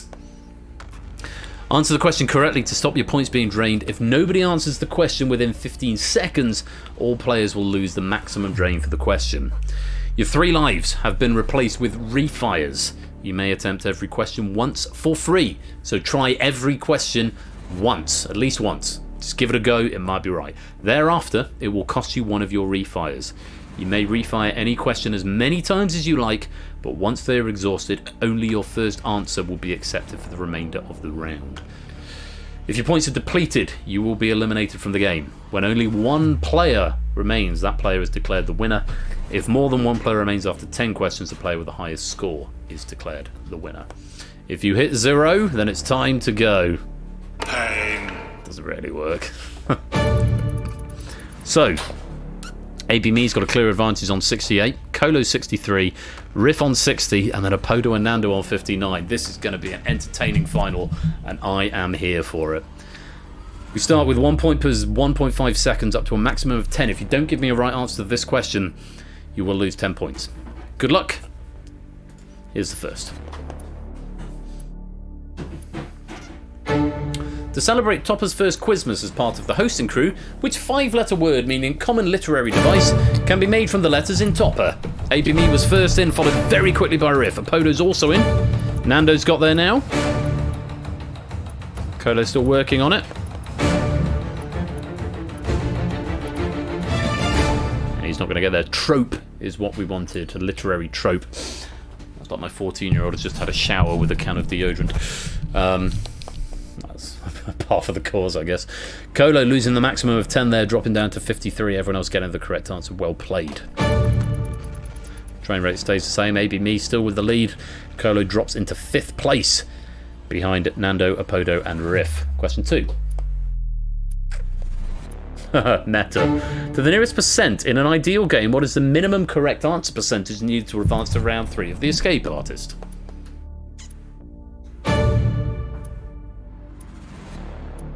Apodo's wrong. Refire's available. Unsurprisingly, nobody getting there and everyone losing 10 points. That's a tough bastard of a question. It's 67, so you need 5 right in round 1 and a minimum of 3 right in round 2 for 8 right answers needed at minimum. You can miss 2 in each round and still reach round 3 for a total of 4 possible wrong answers.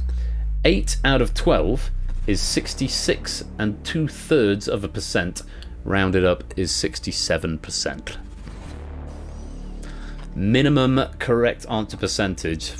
That is a lot of working. It's a tough maths question at this time of night. 8 out of 20. Yeah, that's not happening at whatever time it is right now. Hello, G. Eisens. Good quizzing over here. Good quizzing. We've had a bit of a tricky maths question. We're hoping that we can resolve that. Everyone just lost 10 points. Let's see if we can fix that as we come into question number 3. Train rate's the same. Take a look. Which Looney Tunes character's name appears in the term for the fraction of a second after a video game character falls off a platform but can still jump? Colo's got there. Riff is wrong. Refire's available. Nando's wrong. Refire's available. I see where you're thinking though, Nando. AB Me's wrong. Refire's available.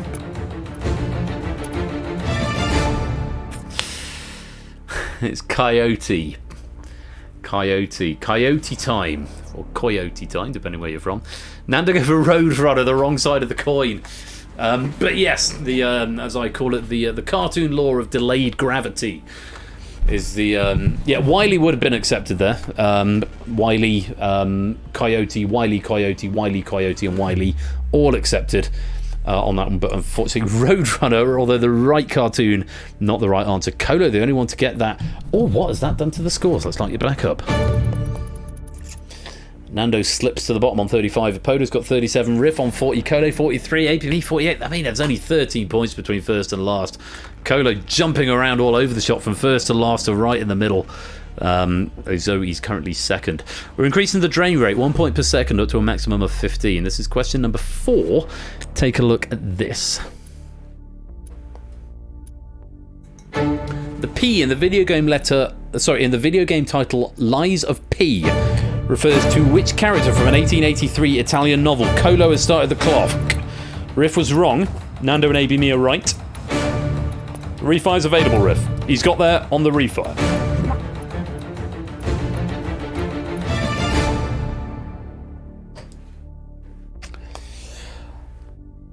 It's Pinocchio. Both Riff and Apodo going for Pagliacci on the first answer. Riff getting it on a refire, Apodo not finding that refire, but it was Pinocchio that we wanted. Very well done, Kolo, on starting that clock. Let's light you back up. AB Me still with the lead at 45, but Kolo just 2 points behind on 43. Bit of a gap down to Nando on 34. Riff has 31, Apodo has 22. We're approaching the halfway mark. Here is question number 5. Good luck. Which sport derives its name from the fact that it originally was contested as a race from church to church? Apodo not wasting any time, start the clock. Riff right behind, Kolo just behind that, and Nando just behind that. All eyes on AB Me, who had the lead and whose points are now draining. Not that one. Right ballpark with relay, but unfortunately we were after steeplechase. Steeplechase from church to church. Really lovely question there, Jerry. Big fan of that. But Apodo starting the clock. Apodo with the least amount of points has started the clock. And again, we have had a big shift in dynamic. Kolo now has a sizable lead. Nando 10 points behind on 31. Then Riff on 20. Then AB Me, I beg your pardon, on 30. Riff on 29. Apodo, despite starting the clock, still in 5th on 22. But we're halfway through and we have had a lot of change. What an awful lot of drama this game. As we come to question number 6. Kolo with advantage. Let's see what we think of this. Good luck. Here's the question. What is the English name for the bronze sculpture Le Penseur? Nando, not wasting a second there, starting the clock. AB Me is right behind. Riff is also correct. Kolo is also correct. And Apodo has got there now as well.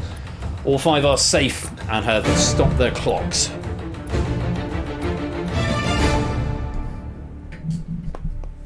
That would be the thinker. That guy, I believe. Well played. You've all got there. Nando starting that clock. We increased the drain rate again because we've had 6 questions up to a maximum of 20 now. So Apodo, you are in that danger territory. If you get this one wrong, you will be eliminated from the game. Advantage with Kolo on 38, Nando on 31, AB Me is on 29, Riff on 27, Apodo 16. Good luck. Question 7. Take a look. Yeah, good thing. Thanks, Shapes. Sharing its name with a chic young comic strip, which lighter variant of a brownie uses brown sugar and vanilla instead of chocolate. Riff has got there first. Apodo is right behind. We could see another power shift here.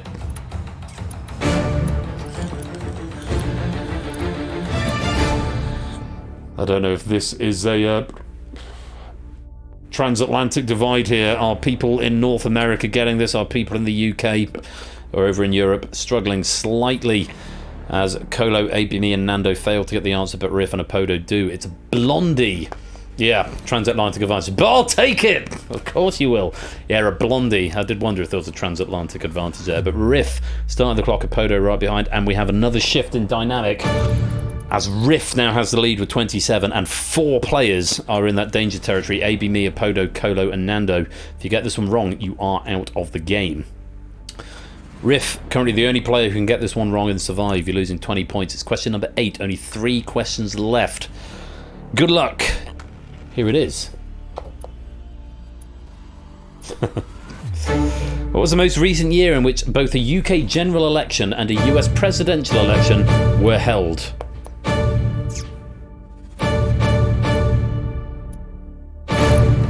Riff has got there.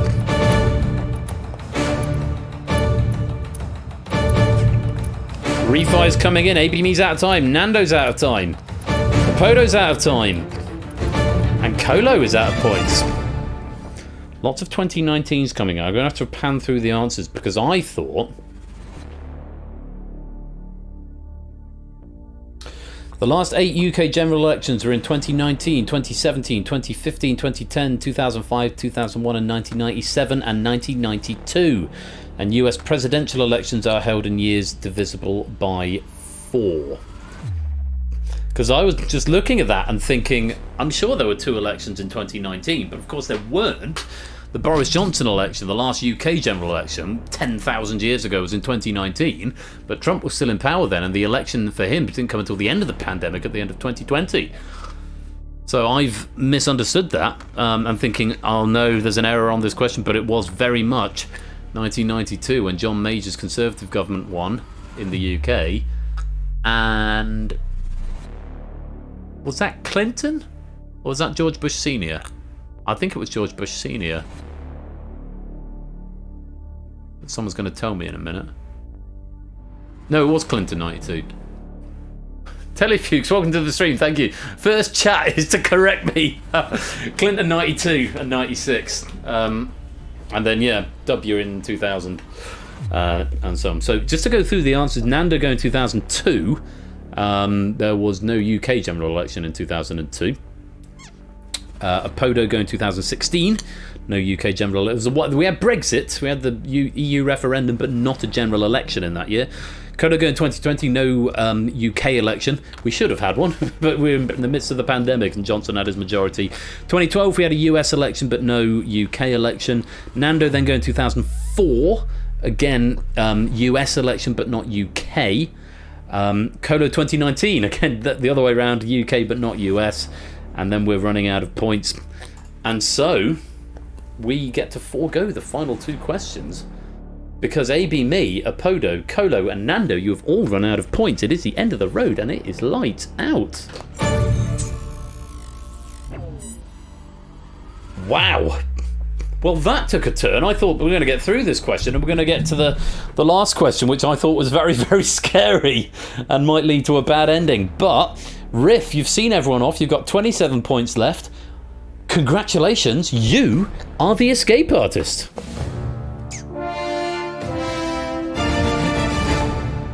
Very well played there, Riff. Our escape artist of the week. And it's been a little while. I think the last couple of games we've played, we haven't had a winner. And the parole. Very well done, Riff. Huge congratulations to you. I'm just going to take a quick peek at the at your medal table, actually, rather than the leaderboards, to see how that fares. And a message from our sponsor, Kamikaze. For those who didn't escape, go to Quizmas jail. Go directly to Quizmas jail. Do not pass go. Do not collect 200 pennies. Who's being the naughty know-nothing numpty then? SQRL cheese. Kamikaze, thank you for the 11-month subscription, the very witty message that came with it. Most grateful to you. And Riff, that is your first escape artist victory. And it's also your first of what we apparently refer to as the Big 3 escape artist Purge and Danger Zone. It's the first time you've won any of those with the gold medal. So huge congratulations to you, our escape artist champion. That will go in pride of place in your medal cabinet as soon as I upload the data, which I'll do at the end of the stream. Everyone else, I'm afraid you're locked up. Thanks for playing. Oh, well, no crashes, so that's good. But what a stream it has been. Earlier on, we saw, as I just moved that to the used folder, because it's all done, Earlier on, we saw Clive win Colo's Pack of Distinction. We then saw the second game of Quizmas, which was risky business. We saw Clive ascend to glory for a second time, taking a gold medal. We then saw Colo finish out his Hive game and walk away with 100 and something pennies. And Riff has provided as the champion in the Escape Artist, our Escape Artist for tonight. Very, very many thanks to Jerry for writing the pack and to Toot for proofing it as well. Hugely grateful to both of you for your efforts on this. Yeah, 3.5 games in one night, and it's gone midnight, so very much a bumper stream, but you got to kick off Quizmas in style. And you got a little poem from me as well and some Prokofiev. If that does get muted on the VOD, I'll upload it into the Discord server, which you should totally come and join. So I said I'd give a shout out to Topper tonight because I gave one to Ash earlier on. Topper and Ash are my two partners in crime for the remainder of the Quizmas season, and Topper has got the 4th and the 5th games of Quizmas next Thursday at 8 PM GMT over on his channel, twitch.tv/Topper1Gaming. If you want to catch in on the 3rd day of Quizmas, that will be with Ash the Bash on Wednesday at 8 PM. Go and give him a follow and catch all the latest Quizmas action over there. Remember, prizes to be given away all through the month of December. So Ash back on Wednesday, Topper with games 4 and 5 on Thursday. Ash, I think, has got the 6th game. Ash, have you got the 6th game, or are you doing a non-Quizmas one that Friday? Let me look at your schedule. I don't know if you're still here, Ash. Hope you are.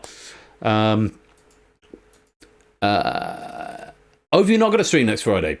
It looks like Ash may not have a stream next Friday. Or possibly he does. I can't get my dates in order. 1st, that was yesterday. 6th is Wednesday. No, he has. 6th of December, and then 8th of December, and then I don't know what I'm talking about. So Ash has got a Quizmas game. 6th of December, Ash is going to be playing Turnabout, Quizmas game, and Outright. That's next Wednesday. And then next Friday, Untitled Grid Game, Quizmas and Secret Fortune. That's with Ash next Wednesday and Friday at 8 PM. As for Topper, he's back next Thursday, if I get the right panel open, the 7th of December, Strike It Rich and Quizmas game 4 and 5. So double Quizmas bonus from Topper next Thursday. And as for me, I am going to be back, and I couldn't tell you which game it is without looking at the advent calendar, but I'm going to be back next week, next Saturday, with Plinko, a Quizmas game, and The Purge. And I will tell you, Plinko has been written by Prooks and is already in. The Purge has been written by Ramsey and is already in. And those are going to be proofed over the next few days. And the Quizmas game is being provided by Inisk. So that's what you've got to look forward to next weekend here as Quizmas continues at Game Night, twitch.tv/royal_flush. Go and follow Ash, go and follow Topper, because that's where Quizmas is going to be in the intervening days until it returns to me next Saturday. Oh, there's me getting an echo. Just check and see if there's anyone to raid. Let's go raid Messi, who's doing software and game development, normally doing interviews and such like, and getting an advert on his channel. But we can go and raid him, and we can say hashtag Quizmas hype. Quizmas hype. Thank you, Tellyfoos. Do give us a follow and come back for more Quizmas games, and maybe you could see us next time. Thank you very much for that follow. I've had a great time tonight. I'm going to roll the credits, and I'm going to see you next Saturday because I've got a crazy busy day tomorrow. So sorry, no end of night games, but it's already gone midnight and we've had a lot to do. We're going to go raid the Messi coder and say Quizmas hype. And until next time, I may catch you on Ash's stream. I'm in Wales on Wednesday. I'm back, and I've got parents' evening Thursday night, so I may or may not be around on Ashes and Toppers this week, but I'll certainly be back next Saturday. Thank you again to all the writers, to everyone who's helped make this work behind the scenes. I look forward to seeing you next Saturday, if not before. And until then, you have been watching Quizmas Game Night. Riff, congratulations, you are our escape artist. And until next time, I've been Royal Flush. You've been watching Game Night. Take care. Peace out, and good night. Oh, those are the final scores. I forgot I've got an extra stage. Riff got the most. AB, there's no medals in this game, but those are your final scores. Because you get pennies and stuff as well. There they are, and the pennies are times that by like something. Times it by like 5, and those are the pennies that you'll get, and hopefully that'll all work. I forgot that I needed to do that. Press the button again. Riff, you are the escape artist. Thank you for watching Game Night. Until next time, take care. Peace out and good night.